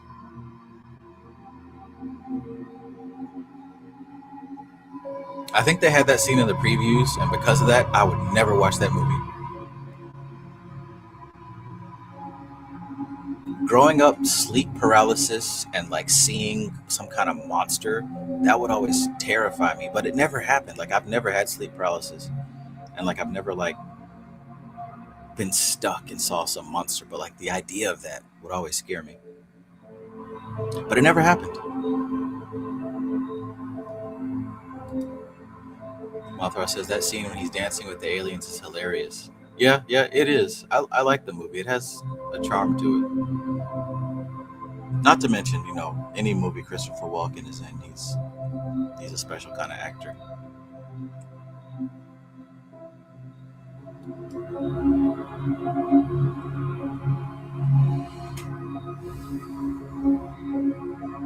By means of the Underworld initiation, R.J. Stewart, in book and tape and workshop, has enabled many modern people to approach this inner world quite normally and safely.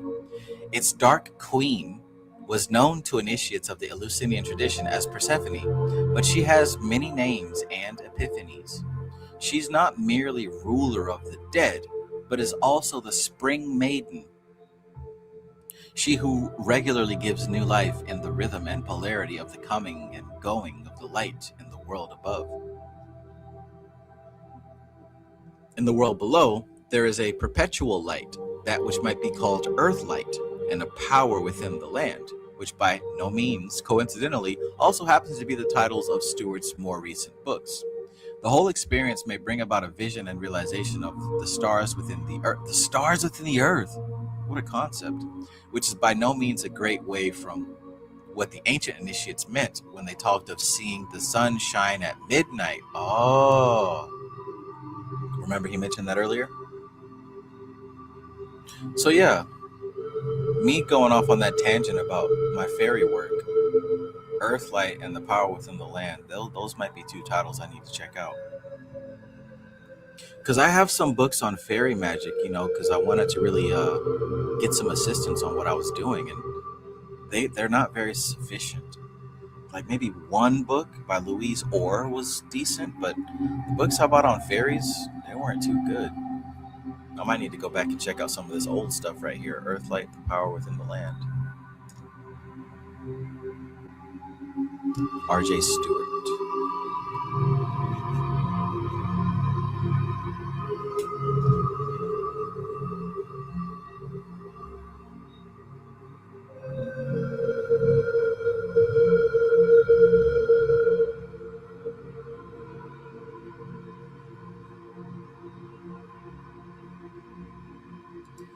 Brother Culture said, I had sleep paralysis and I couldn't move my body, but I was conscious and heard something trying to get in my back door but couldn't. That's not something you ever want to experience. Movox said, I seen succubi, tall women, and blue people in paralysis. Cosmic Puzzle Piece. Welcome. Beeble Bomb says, I love fairy stories, but I never really had a bunch of luck with that fairy magic. However, yeah, maybe the sources weren't right. Wait, like I said, I've always wanted to do fairy magic, and it has literally taken me up until like a year ago to really start to have progress. Like progress where I can say, okay, I'm actually tapped in with the fairy realm, not just superficially. So there was a little while where I was in communication with this girl who claimed to be, very connected with fairy magic. And I used to talk to her about a few things. I mean, I think she was a little bit, out there, but she knew some stuff and she gave me some great tips. And looking back now, I think actually, talking with her for that short time, I think that did help me also. She did give me some good direction. As far as offerings, and one of the concepts that she mentioned to me was like, you have to be accepted by them in a way. And the way that I took that was you've got to be in resonance with that type of energy. It's not something you just barge into, because ultimately we're dealing with an intelligence, and this particular type of intelligence, it's picky, I guess. It's very choosy.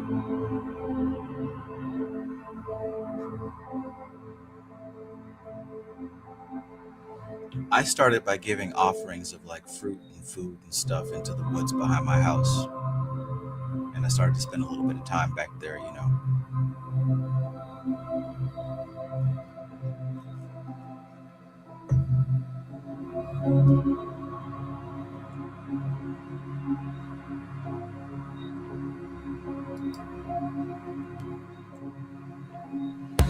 But it's definitely something I'm interested in developing more competency in.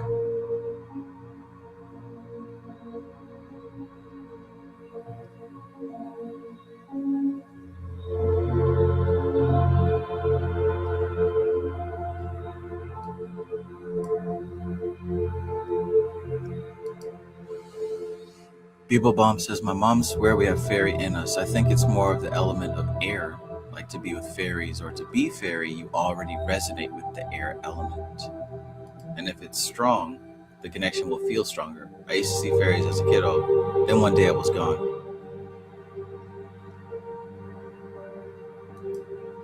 Mothra says, so would the fairy kingdom correspond to Yasad or maybe Malkuth? I would say yes, right? Mainly to the Malkuth part. Because remember earlier in this book, she said that Malkuth does not refer to the physical, hard earth physical plane. Malkuth is the etheric plane, as well as Yesod. They're both connected. They're both tied into each other, one a higher octave of the other. I would say the answer is yes to what you just said.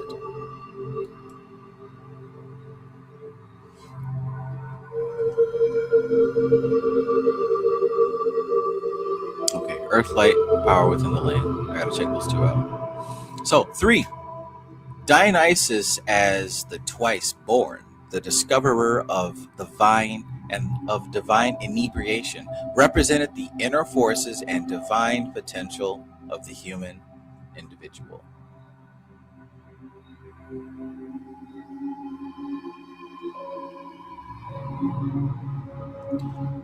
The forces of the unconscious and of the underworld, when denied expression, can lead to catastrophe.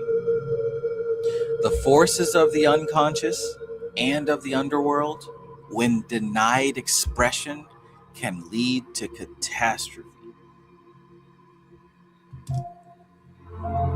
Do you ever have forces of your unconscious mind that you refuse to allow them to express themselves? The forces of the unconscious and of the underworld, when denied expression, can lead to catastrophe. This is a lesson behind some of the more violent elements of Dionysian mythology. A dramatic example of this is to be found in Euripides' play, The Bacchae. Bacchus is another name for Dionysus, which we have already mentioned in regard to its relevance to personal psychology and spirituality. There is also a wider side to this question, with regard to its social implications. In the Circuit of Force, this book we're reading, we find Dion Fortune's oft reiterated concern about the repressive moral attitudes of the day, which were then assumed to be the necessary price for maintaining a stable society. She was writing in the 1930s when even the King of England was forced to abdicate rather than marry a divorcee. Damn. Since the 1960s and the arrival of easy divorce, easy abortion, easy contraception, and a considerable erosion in traditions of family life, it might be argued that the pendulum has swung quite far the other way. Man, if only she could see what we have going on today. Be this as it may, it is difficult to think oneself back into the repressive moral climate that concerned not only Dion Fortune, but many others of her generation. Thus we have her references, sometimes with inflated enthusiasm, to contemporary writers who seem to be on the side of progress in this matter. Charles Morgan's play, The Flashing Stream, and its accompanying essay, produced and published in 1938, is hardly the greatest play of all time, but was a commercially successful and perceptive treatment of socio-sexual dynamics, which assumed that extramarital sexual intercourse need not be evil if it did no harm to others, an idea which would be regarded commonplace today, but which was considered very advanced then. It also made the point, however, that physical sex was not the be-all and end-all of female relationships, and that sometimes restraint and chastity mattered, which may not be too welcome an attitude to more extreme liberties. Dion Fortune's enthusiasm for Trotter's instincts of the herd in peace and war, in Origin, a text of 1908, which was an early treatment of the idea of a group mind, is, in this context, grounded largely on Trotter's criticisms of Freudian analysts for thinking they were curing people when they were simply reconciling them to the standards of a sick society, standards that she describes as being those of an overcrowded monkey house. Remember that metaphor? where the dude went to the zoo and he saw this overcrowded monkey house, and he said it was the most disgusting thing ever. But then they shipped all those monkeys out to a bigger natural type of habitat, and he said it was the most beautiful thing ever.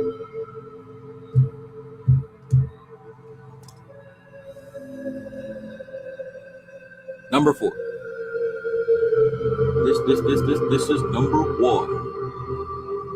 Number one.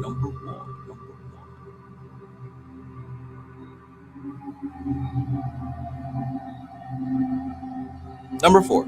A civic system of mysteries was once open to all, providing a realization of personal spirituality and access to the inner aspects of the earth through sacred drama and rites of purification and dedication. This public celebration of the mysteries in ancient times demonstrates that the way of personal spiritual realization or revelation does not have to be a cultish esoteric pursuit, as it later came to be when driven underground by state religious interests. The Eleusinian mysteries was a system open to all and lasted for several hundred years. In later times, the mysteries of Mithra largely followed the Roman armies, and the wall paintings and mosaics of Pompeii bear witness to the celebration of the mysteries of Isis and Osiris, which are also the subject of the great comic novel Apuleius and Medauros, The Golden Ass. This is an initiatic ludibrium. This is an initiatic ludibrium, an outwardly comic tale that is the vehicle for hidden wisdom, for which I have provided a fairly lengthy exegesis in The Rose Cross and the Goddess, and its revised and expanded American edition, Evoking the Goddess.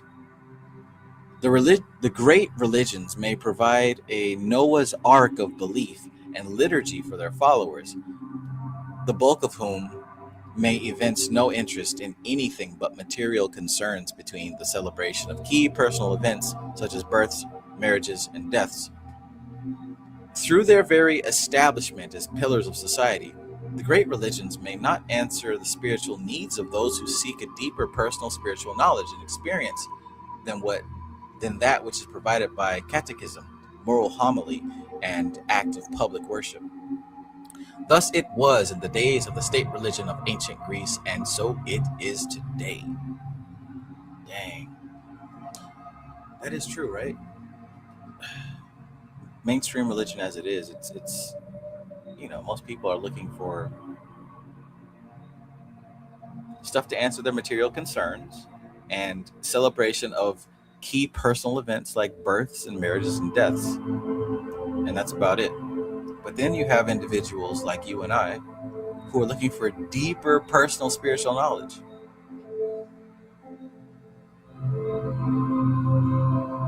And quite frankly, the local church just ain't gonna cut it for that. What the official religion fails to provide will, if the need is there, be provided by agencies outside it.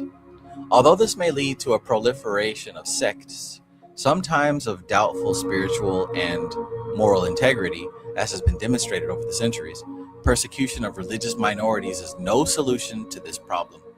The ancient mysteries, as they developed alongside the established religions of the day, provided a genuine and well-trodden way of individual spiritual realization based upon a system of carefully graded experience.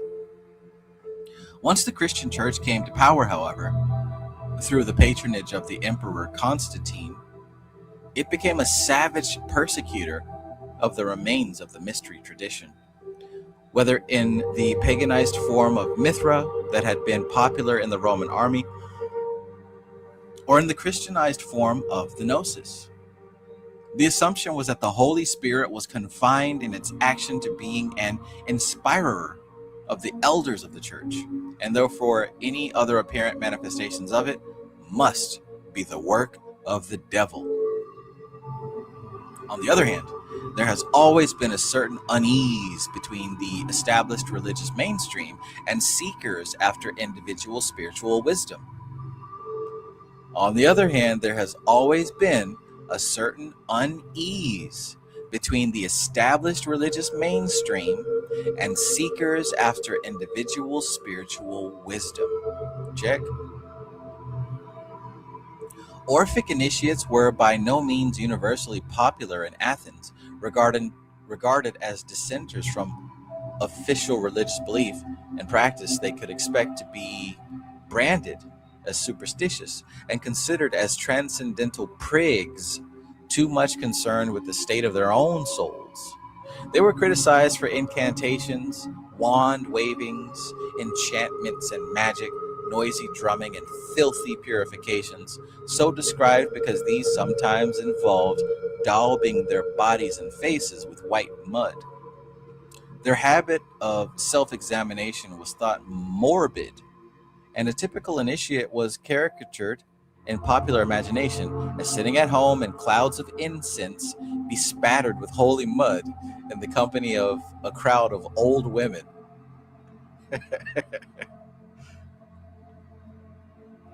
Plato in The Republic complains of Orphic priests hawking tracts from door to door, and of others selling indulgences and duping citizens with wild promises of the wonders to be gained from performing their rites.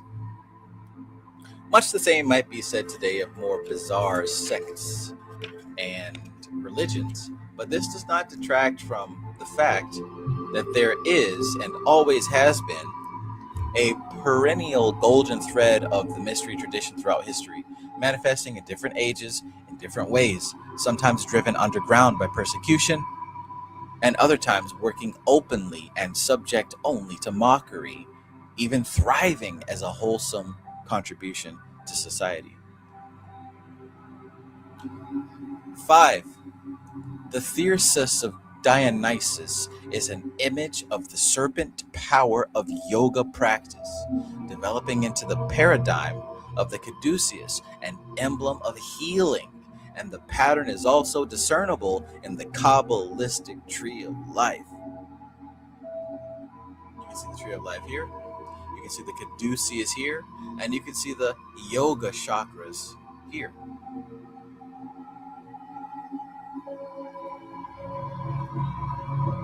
Typical diagrams of yoga chakras and energy currents, Greek caduceus and Kabbalistic tree of life. Details will vary according to precise context of the teaching. Hopefully you've seen these images before.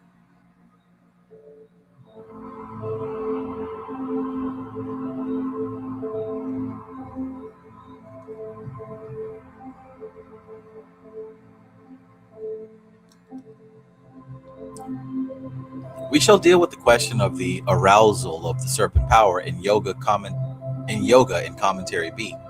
For the moment, it will suffice to show the similarity of the yoga system with the magical weapon of Dionysus, the thyrsus, a rod surmounted with a pine cone, around which wind ivy or vine tendrils.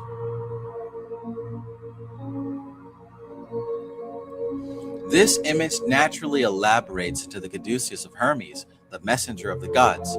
We may also see how it has parallels in the Kabbalistic diagram of the tree of life, which forms the background, in more senses than one, of the Western esoteric tradition.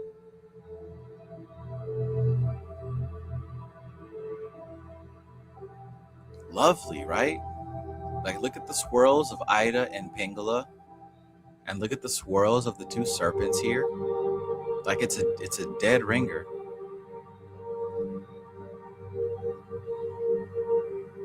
You even see a form of evolution, right? From the serpent to the bird.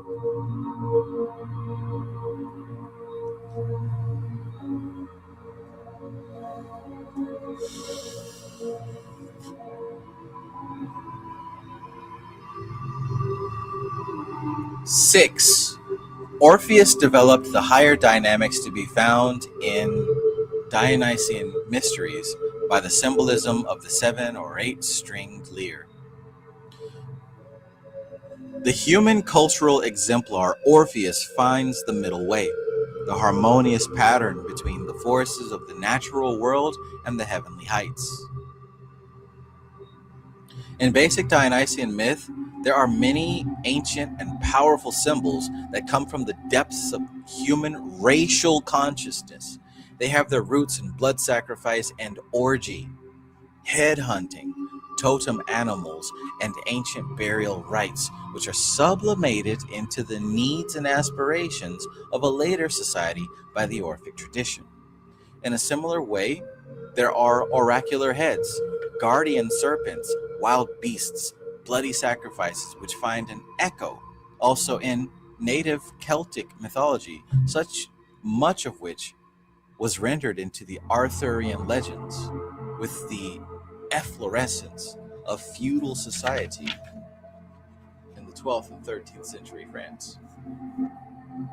One might add that similar dynamics are to be discerned in Old Testament tales of the patriarchs, although subject to much subsequent editing. There is sometimes considered to be an archetypal opposition between that which is called Dionysian and that which is called Apollonian.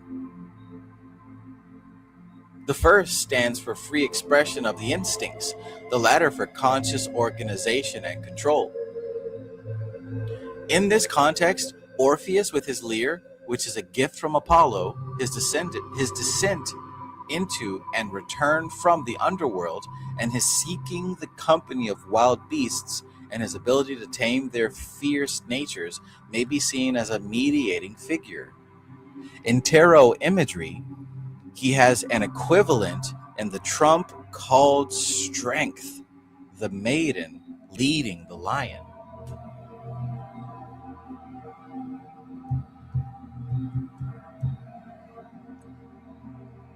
Seven, Pythagoras developed the lyre of Orpheus to reveal inner and outer harmonic structures, patterns in consciousness reflected in the outer world.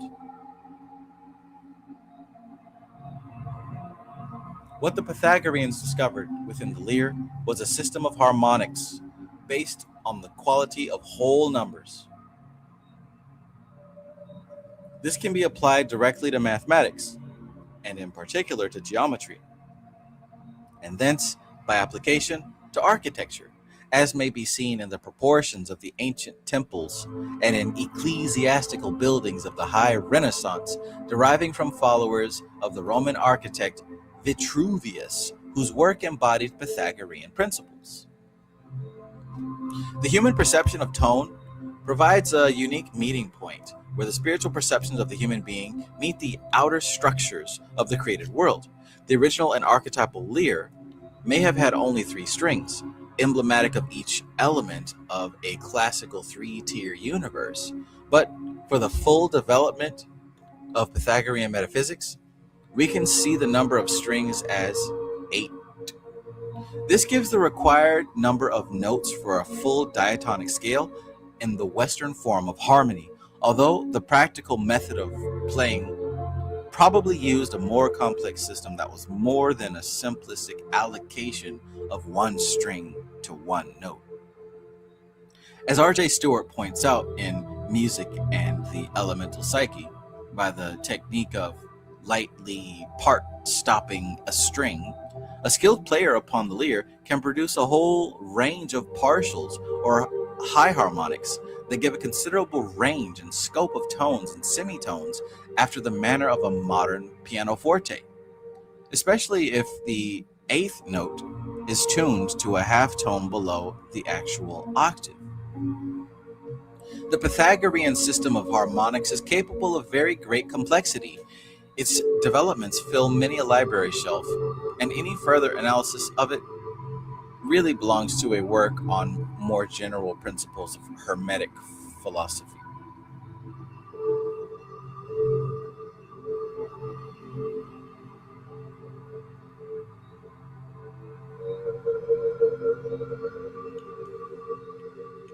Eight, the lyre and caduceus and the cosmic doctrine.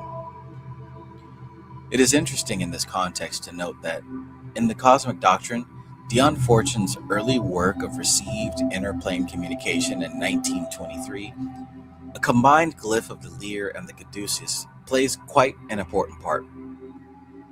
There was a certain ambivalent attitude towards this text, and it remained a guarded secret until 1949, when a closely edited version was privately printed.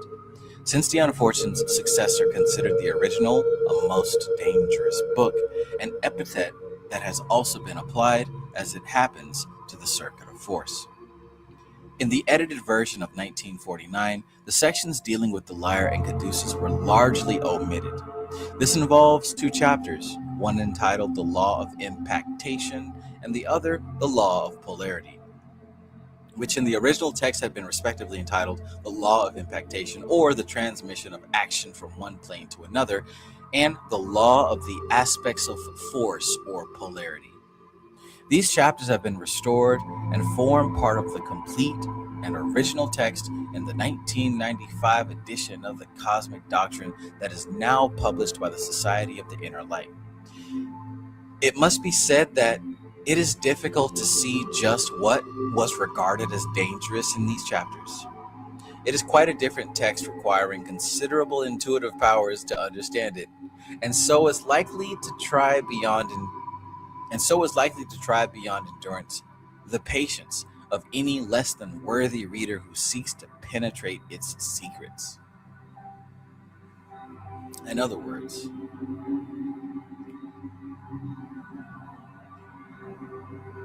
whether the information can be considered dangerous or not, the average person isn't going to have the patience to dig through it. One piece of advice that is given in these restored paragraphs is to superimpose one esoteric glyph upon another in order to elucidate and understand them, particularly if the principal application of each one is to a different plane. Thus, it recommends that we try placing the caduceus, that which it calls the glyph of Mercury, otherwise Hermes, the Lord of the Mind. You can see a picture of it right here. Lyre and the caduceus diagram put together.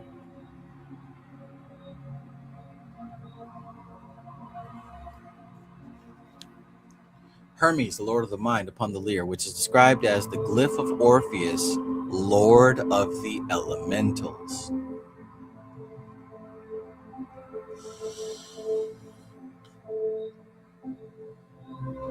In this application, the lyre can be regarded as having its strings representing the 7 planes of existence, which have, of course, been laid down by the primordial elemental powers. We must remember that the elemental powers are not just associated with the forces of physical nature, but proceed right up the planes from the holy living creatures represented by the lion, eagle, bull, and man that are the archetypal elemental powers at the highest spiritual level. The caduceus that we superimpose upon the lyre may then be regarded as representing the intelligent forms of consciousness that, at their various levels, express themselves upon the planes that have been laid down by the elemental forces. C.T. Loveday, Dion Fortune's close collaborator at the time of this material was received, took the trouble to make diagrams upon the lines described. These are reproduced in the 1995 complete edition of the Cosmic Doctrine, and we provide a version here in Figure A2. Loveday's version of a lyre is somewhat unorthodox in strict musical terms, in that in a real lyre, the strings run the other way. That is to say, up and down, rather than from side to side. However, this version shows clearly enough what was no doubt intended by the communicator. If a real lyre was being used, it would simply be necessary to turn it on its side. We can, however, usefully explore some of the ancillary symbolism that results from whichever way we diagrammatically construct the lyre. With the arms of the lyre conceived as being at each side, they take the symbolic place of the pillars of manifestation associated with the Kabbalistic tree of life. Black, white, see that? That is to say, the planes are stretched between points of positive and negative expression. If we were to take a more physically accurate representation of the actual musical instrument, then the strings would be stretched from top to bottom. That is to say, between the other great polarity of spirit and matter. However, in this instance, we do not get such a clear representation of 7 planes of elemental substance at various levels, one above the other. Ambient Esoterica tuned in just in time. Peace and greetings to you, my friend. Yeah, divine timing, right? Gotta love it. Got to love it.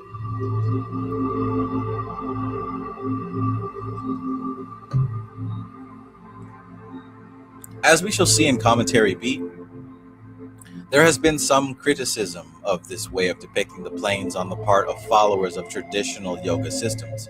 They say that one plane piled upon the other in the form of a layer cake may have its uses as an elementary guide, but it's altogether too simplistic to represent a complex reality. Rather than visualizing layered planes in this fashion, we should realize that they are all part of a uniform whole in which various vibrations or resonances can sound. That is to say that spirit, intuition, mind, emotions, or Atma, Buddhi, Manas, spirit, intuition, mind, emotions, Atma, Buddhi, Manas.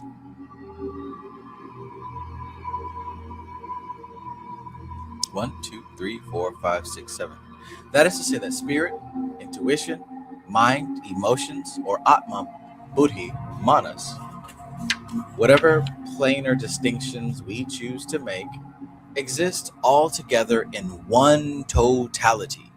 We ourselves are not layered in the way that simple diagrams suggest, but respond within ourselves to different wavelengths or frequencies of expression. In this respect, a plane is more like a sounding stream that passes from heaven to earth, rather than as the gap in between steps of a wire ladder. Battery change time.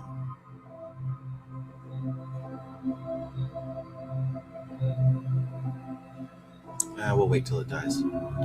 In this respect, a plane is more like a sounding string that passes from heaven to earth, rather than as the gap in between steps of a wire ladder.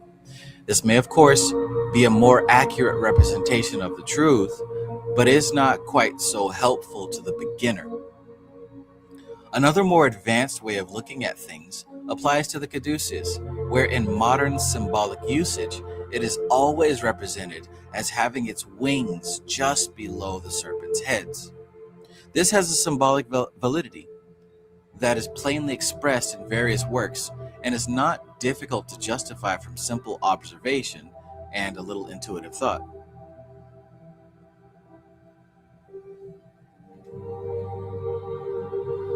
However, if we turn to the ancient world, we will find that on many occasions, the wings are placed at the bottom of the staff rather than the top.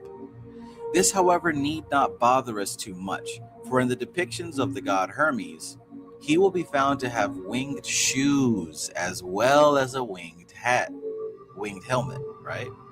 This implies that the whole of the human psychic makeup is capable of flying upon spiritual wings, not just the higher centers. We will find this point brought out in the symbolism of the winged bull in Dion Fortune's novel of that name. It is not only birds and angels that fly.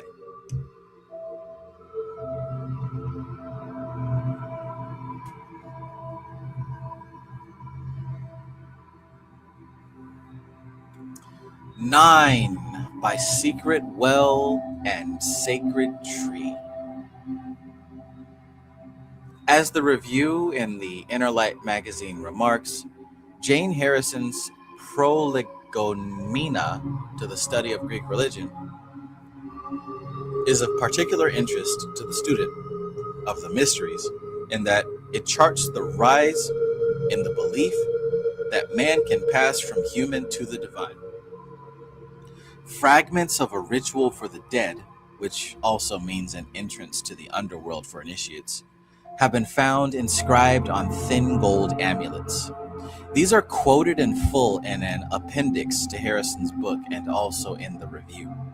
They are worth reproducing here alongside parts of a rite of Isis which appear in The Sea Priestess and Moon Magic, for the light they throw on the source of some of Dion Fortune's work. So let's read this one here. The Petilia Tablet. Thou shalt find on the left of the house of Hades a wellspring, and by the side thereof standing a white cypress. To this wellspring approach not near. Be thou shalt find another by the lake of memory, cold water flowing forth, and there are no guardians before it. Say, I am a child of earth and of starry heaven, but my race is of heaven alone.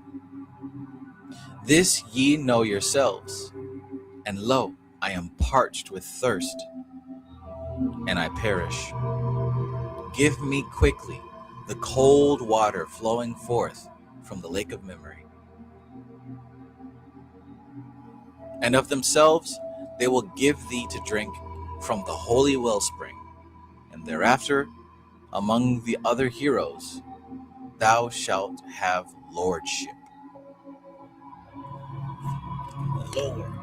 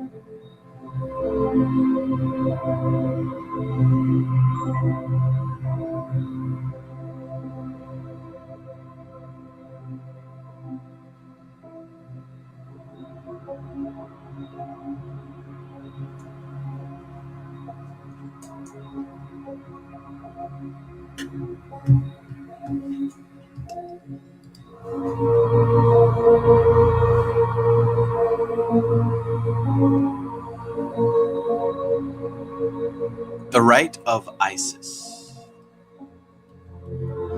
Sink down, sink down, sink deeper and more deep into eternal and primordial sleep. Sink down, be still, forget, and draw apart. Sink into the inner earth's most secret heart. Drink of the waters of Persephone, the secret well beside the sacred tree. Waters of life and strength and inner light. Eternal joy drawn from the depths of night, from the deeps of night.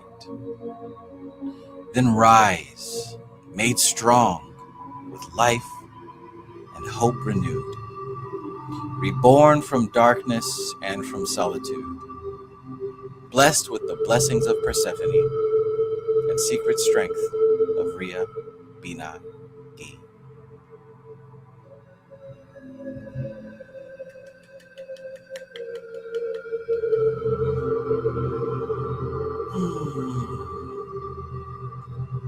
Quite fitting for our current springtime, right? This moment of renewal, re-emergence from death.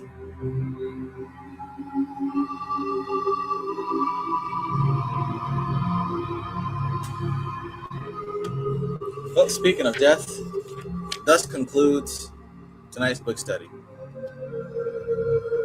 2 hours and 22 minutes. We will wrap it up here. That was a chapter that mainly went on describing the influences of the legend of Dionysus and his relation to the current mystery system.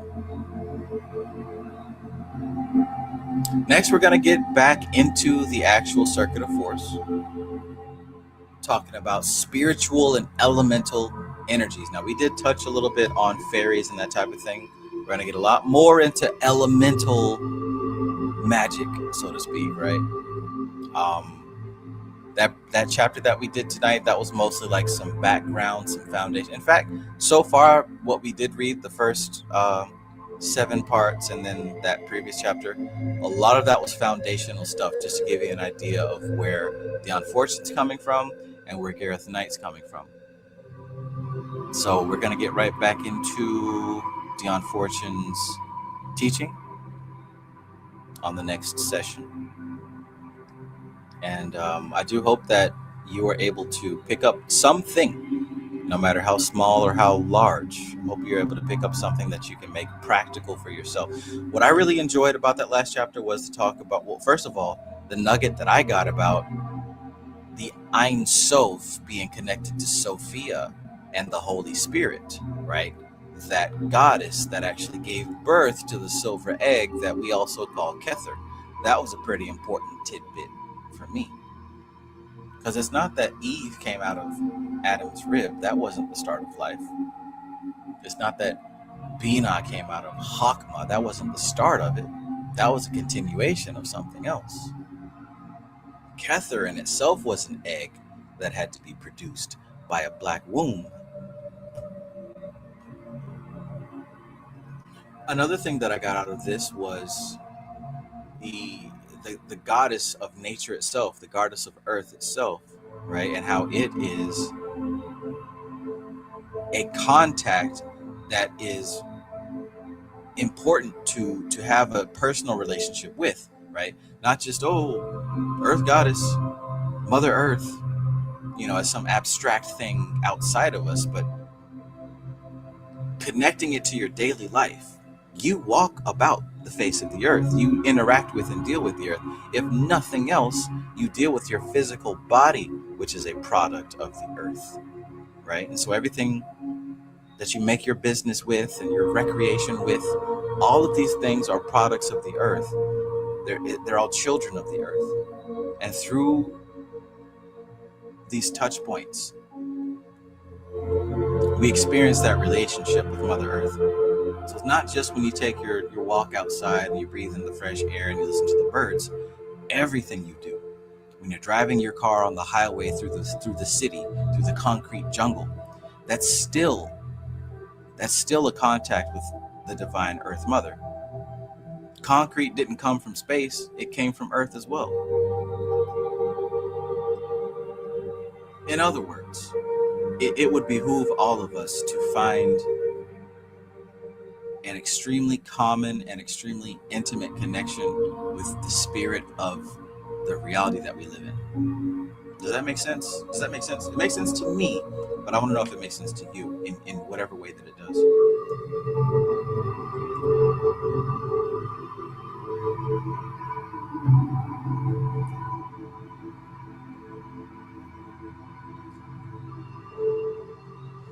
Well, in any case, thank you for being here. Thank you for enjoying this book study with me. Glad to be doing this. Grateful to be doing this. I'll tell you what, man, especially you young folks, appreciate what you have right now while you got it, right? Appreciate life. Appreciate the things that you're happy for, you know what I'm saying? Like if you got a healthy body, if you got a working car, if you got, a nice house, you got food in the fridge, you got good friends, good family, people that you can rely on, you can trust, you can love, just whatever. Even the small things, like a little group of friends, a little person you hook up with, like whatever you have right now, appreciate it today in this very second, because nothing here lasts forever. Everything has its time. Everything has its time. And here's the thing. I'm not saying this out of like longing and regret and I wish that no, a lot of people say, your kids grow up too fast. But man, When my son was a little baby, I made sure, well, I didn't make sure, I didn't have a job at the time, but I spent as much time with him, right? I was rocking him and holding him and bouncing him, and we watched fucking kids YouTube cartoons, you know what I'm saying? And I enjoyed that for that short period. I enjoyed every moment of it. And now he's bigger, and that's gone. That version of him is gone. Those days are gone, and I look back on them and I appreciate them. That's just an example. What I'm saying is not about that. But what I'm saying is, whatever you have today, right now, that you're thankful for, grateful for, and it makes you feel good, appreciate it today. Appreciate it today. Because one day you're not gonna have it, and that's good. That's all right. That's how this life works. Everything is transitory. But right now, appreciate what you got. You know, even if you are jobless or in between, or shit ain't working out for you right now, you got free time. Appreciate that. Appreciate the free time you got, because when you do get back on your feet, you're not gonna have that much free time. Or hey, if you balling out of control, you know what I'm saying? If you splurge and you got it, you throwing it this way and that, appreciate it. Just appreciate it today. That's what I'm saying. And I think that also ties into the lesson. It's having this gratitude and this respect for this earth mother, for this goddess that is the spirit of sustenance, of provision. Be grateful for it.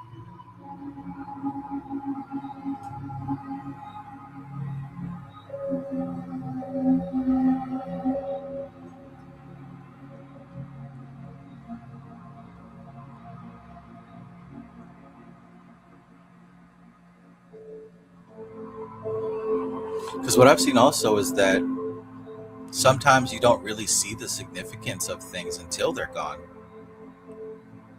until their time has passed.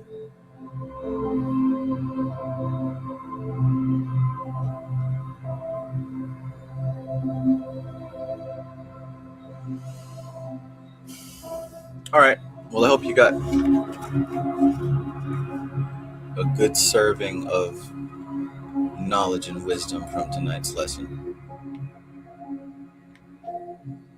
I'm going to go ahead and conclude this session. Mystery Origins in Ancient Greece. Good stuff. Good stuff.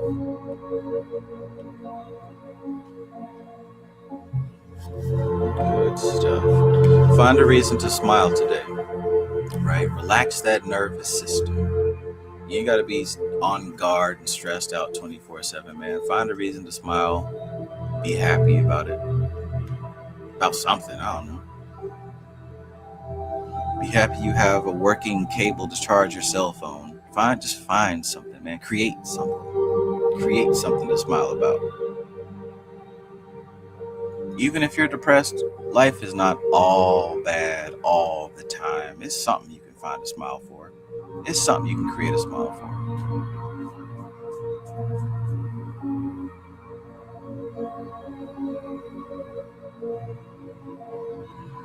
And remember what I said, there's an emerging current. Like if you're involved with me, if you follow me, if like you watch my videos and stuff, if my videos have an impact on your spiritual development, the current that's happening right now is that I'm becoming very invested in the science of the spirits of the environment.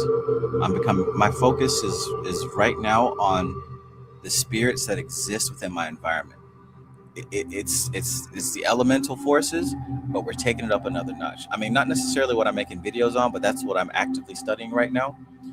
You may also begin to experience this too. You'll start to pay attention and notice that there is a living intelligence in your environment. Not something to be creeped out about, or even to feel, ooh, I command the spirits, but just look around, man. Your bedroom, your house knows you, especially if you've been there for years. Your house knows you. It knows of you. Your car knows of you. Your clothes, right? You ever notice that when you first buy clothes, they're real stiff, but after you wear them for a while, like they fit you? Like, do you understand what I'm saying? Like, when you wear your clothes for a while, they start to fit you. Your shoes, your pants, whatever you wear, they start to fit you in a certain kind of way. The stuff that you interact with repeatedly, it starts to adapt to you. And that's because there's an intelligence to your environment. So what I want to say is start paying attention to your environment and the intelligence that exists within it. Why? Because I believe that if you begin to evolve and strengthen and develop the connection with the intelligence of your environment, it's going to behave in a way that is more useful and appropriate to your goals. It's going to become conducive to you. It's going to work with you. It's going to flow with you.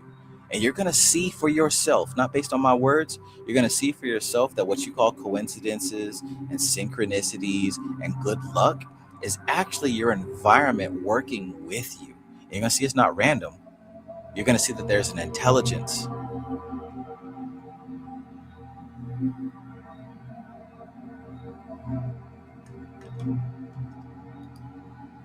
Honey Brown says, I had a person tell me the other day, have a good day on purpose. And I love that. Have a good day on purpose.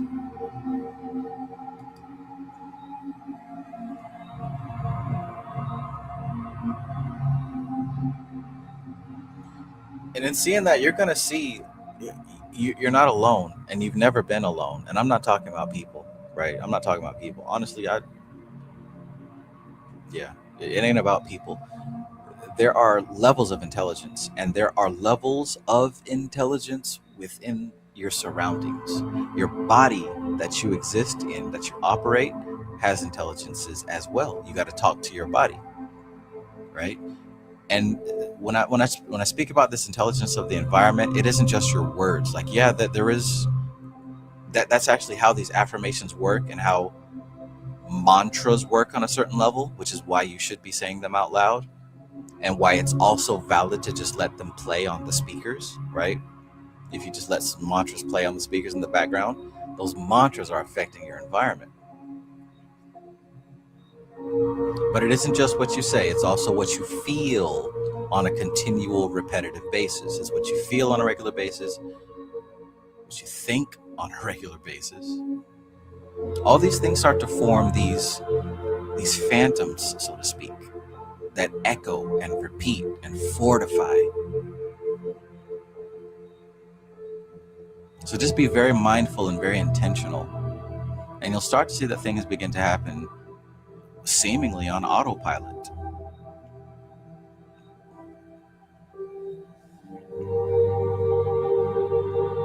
Okay. All right. Good talk. Good talk. Back to the fairy kingdom I go. Any questions, any comments before we wrap this thing up? Going once, going twice.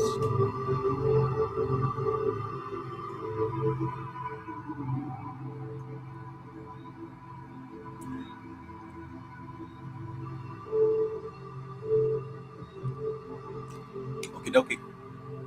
I appreciate you all. Thank you so much.